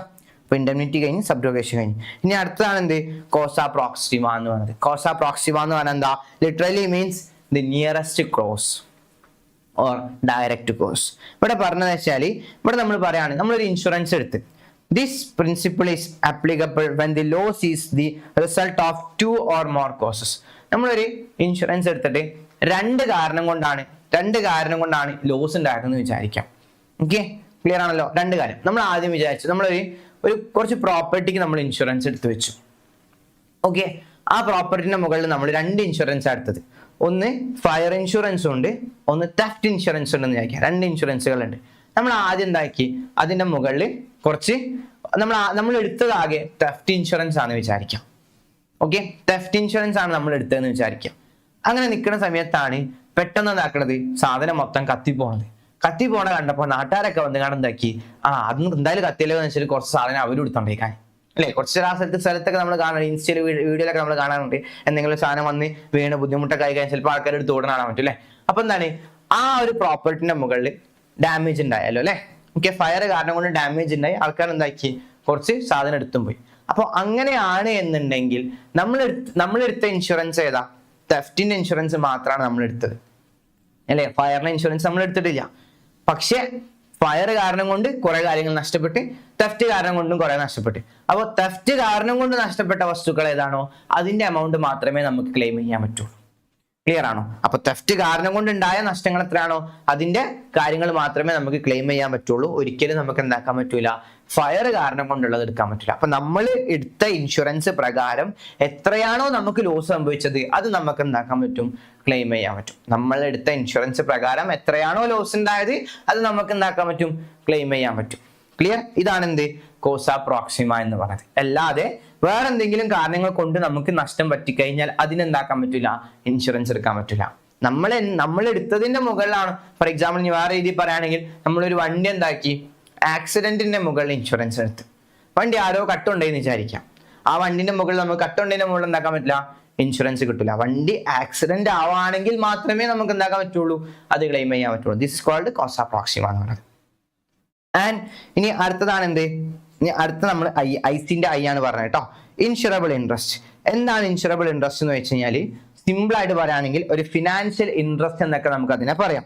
എന്താ ഈ ഫിനാൻഷ്യൽ ഇൻട്രസ്റ്റ് എന്ന് പറഞ്ഞാൽ നമ്മുടെ പ്രോപ്പർട്ടിന്റെ മുകളിലായിരിക്കണം ഇൻഷുറൻസ് എടുക്കേണ്ടത്.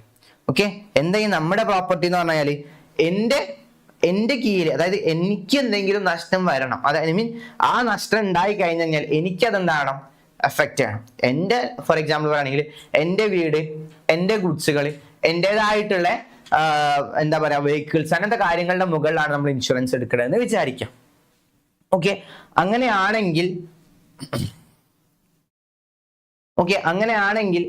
എനിക്ക് എന്താക്കാൻ പറ്റും, അതിന് മുകളിൽ നിന്നും ക്ലെയിം ചെയ്യാൻ പറ്റും, ഇൻഷുറൻസ് ക്ലെയിം ചെയ്യാൻ പറ്റും.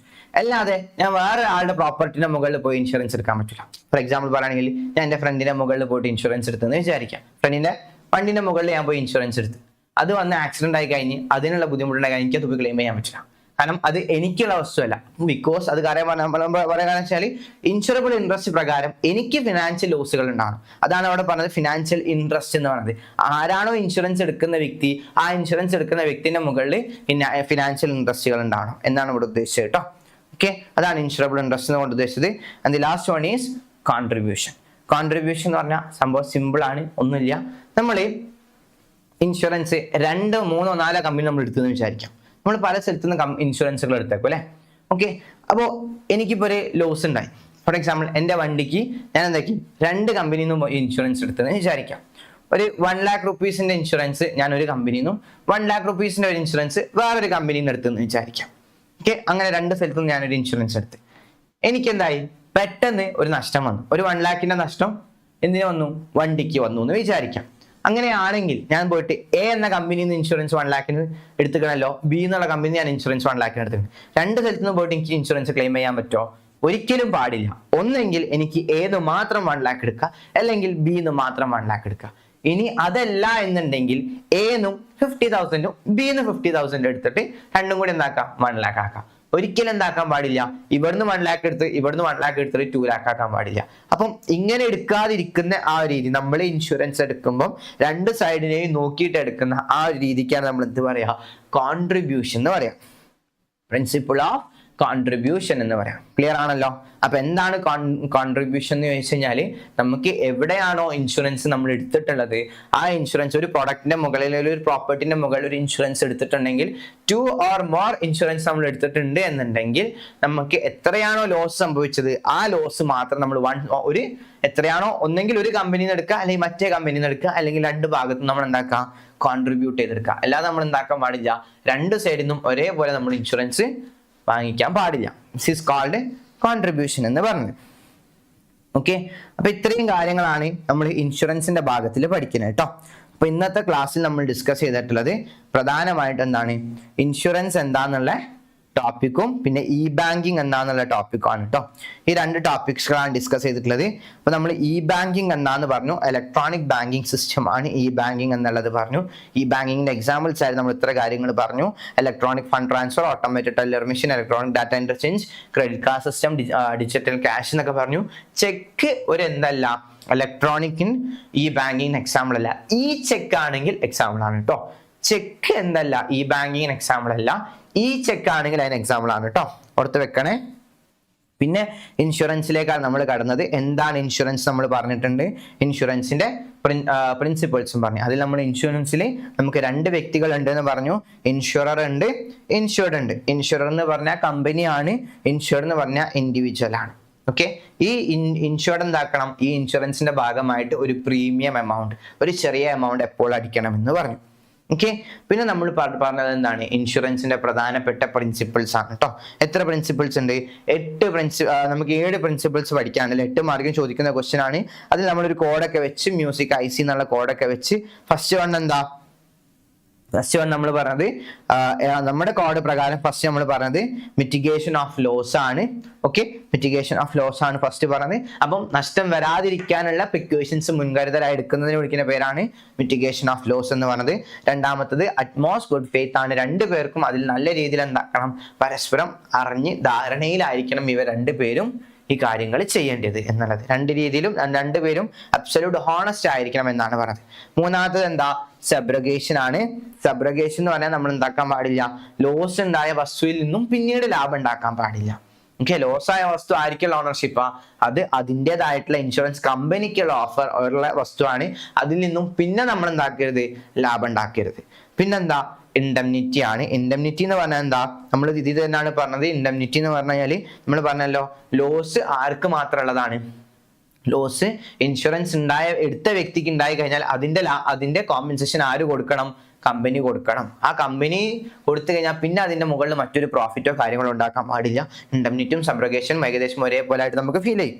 Okay, next causa proxima. ആ ഒരു റീസണ് നമ്മൾ ഈ ഒരു ഇൻഷുറൻസ് എടുത്തു കഴിഞ്ഞാൽ ആ ഒരു എഫക്റ്റ് ഉണ്ടായി കഴിഞ്ഞാൽ അതെന്തായിരിക്കണം? നമുക്ക് ക്ലെയിം ചെയ്യാൻ പറ്റില്ല. നമ്മൾ എടുത്ത ഇൻഷുറൻസ് പ്രകാരം മാത്രമായിരിക്കണം ലോസ് ഉണ്ടാവേണ്ടത്.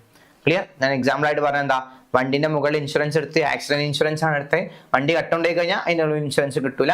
ആക്സിഡന്റ് ആണെങ്കിൽ മാത്രമേ അതിന്റെ മുകളിൽ ഇൻഷുറൻസ് കിട്ടുള്ളൂ. ഇതാണ് കോസ പ്രോക്സിമ.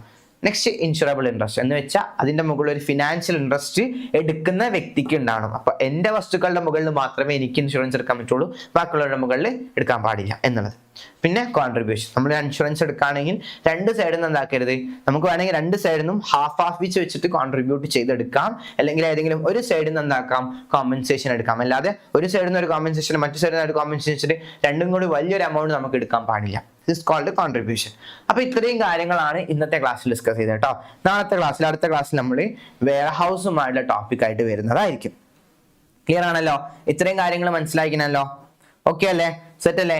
അപ്പം ഇന്നത്തെ ലൈവ് നമുക്ക് ഇവിടെ വൈൻഡ് അപ്പ് ചെയ്യാൻ സമയമായിട്ടുണ്ട്. ഇത്രയും കാര്യങ്ങൾ മനസ്സിലായിട്ടുണ്ടാവും എന്ന് വിചാരിക്കുന്നു. എനി ഡൗട്ട് ഉണ്ടെങ്കിൽ നിങ്ങൾക്ക് എന്താക്കാം, കമന്റ് ബോക്സിൽ കമന്റ് ചെയ്യാം കേട്ടോ. അല്ലെങ്കിൽ നമ്മളെ അഡ്മിൻസിന് മെസ്സേജ് അയച്ചാൽ മതി. അവരെന്താക്കും, നമ്മളെ കോൺടാക്ട് ചെയ്തിട്ട് നമുക്ക് എന്താക്കാം, നമുക്ക് നല്ല രീതിയിൽ കാര്യങ്ങൾ വ്യക്തമാക്കി തരാൻ വേണ്ടി പറ്റും. ക്ലിയർ ആണല്ലോ? അപ്പോ ഇന്നത്തെ ക്ലാസ് ഇവിടെ സൈൻ ഔട്ട് ചെയ്യാൻ സമയമായിട്ടുണ്ട്. This is Muhammad Nisham signing out from Lakshya school plus. By.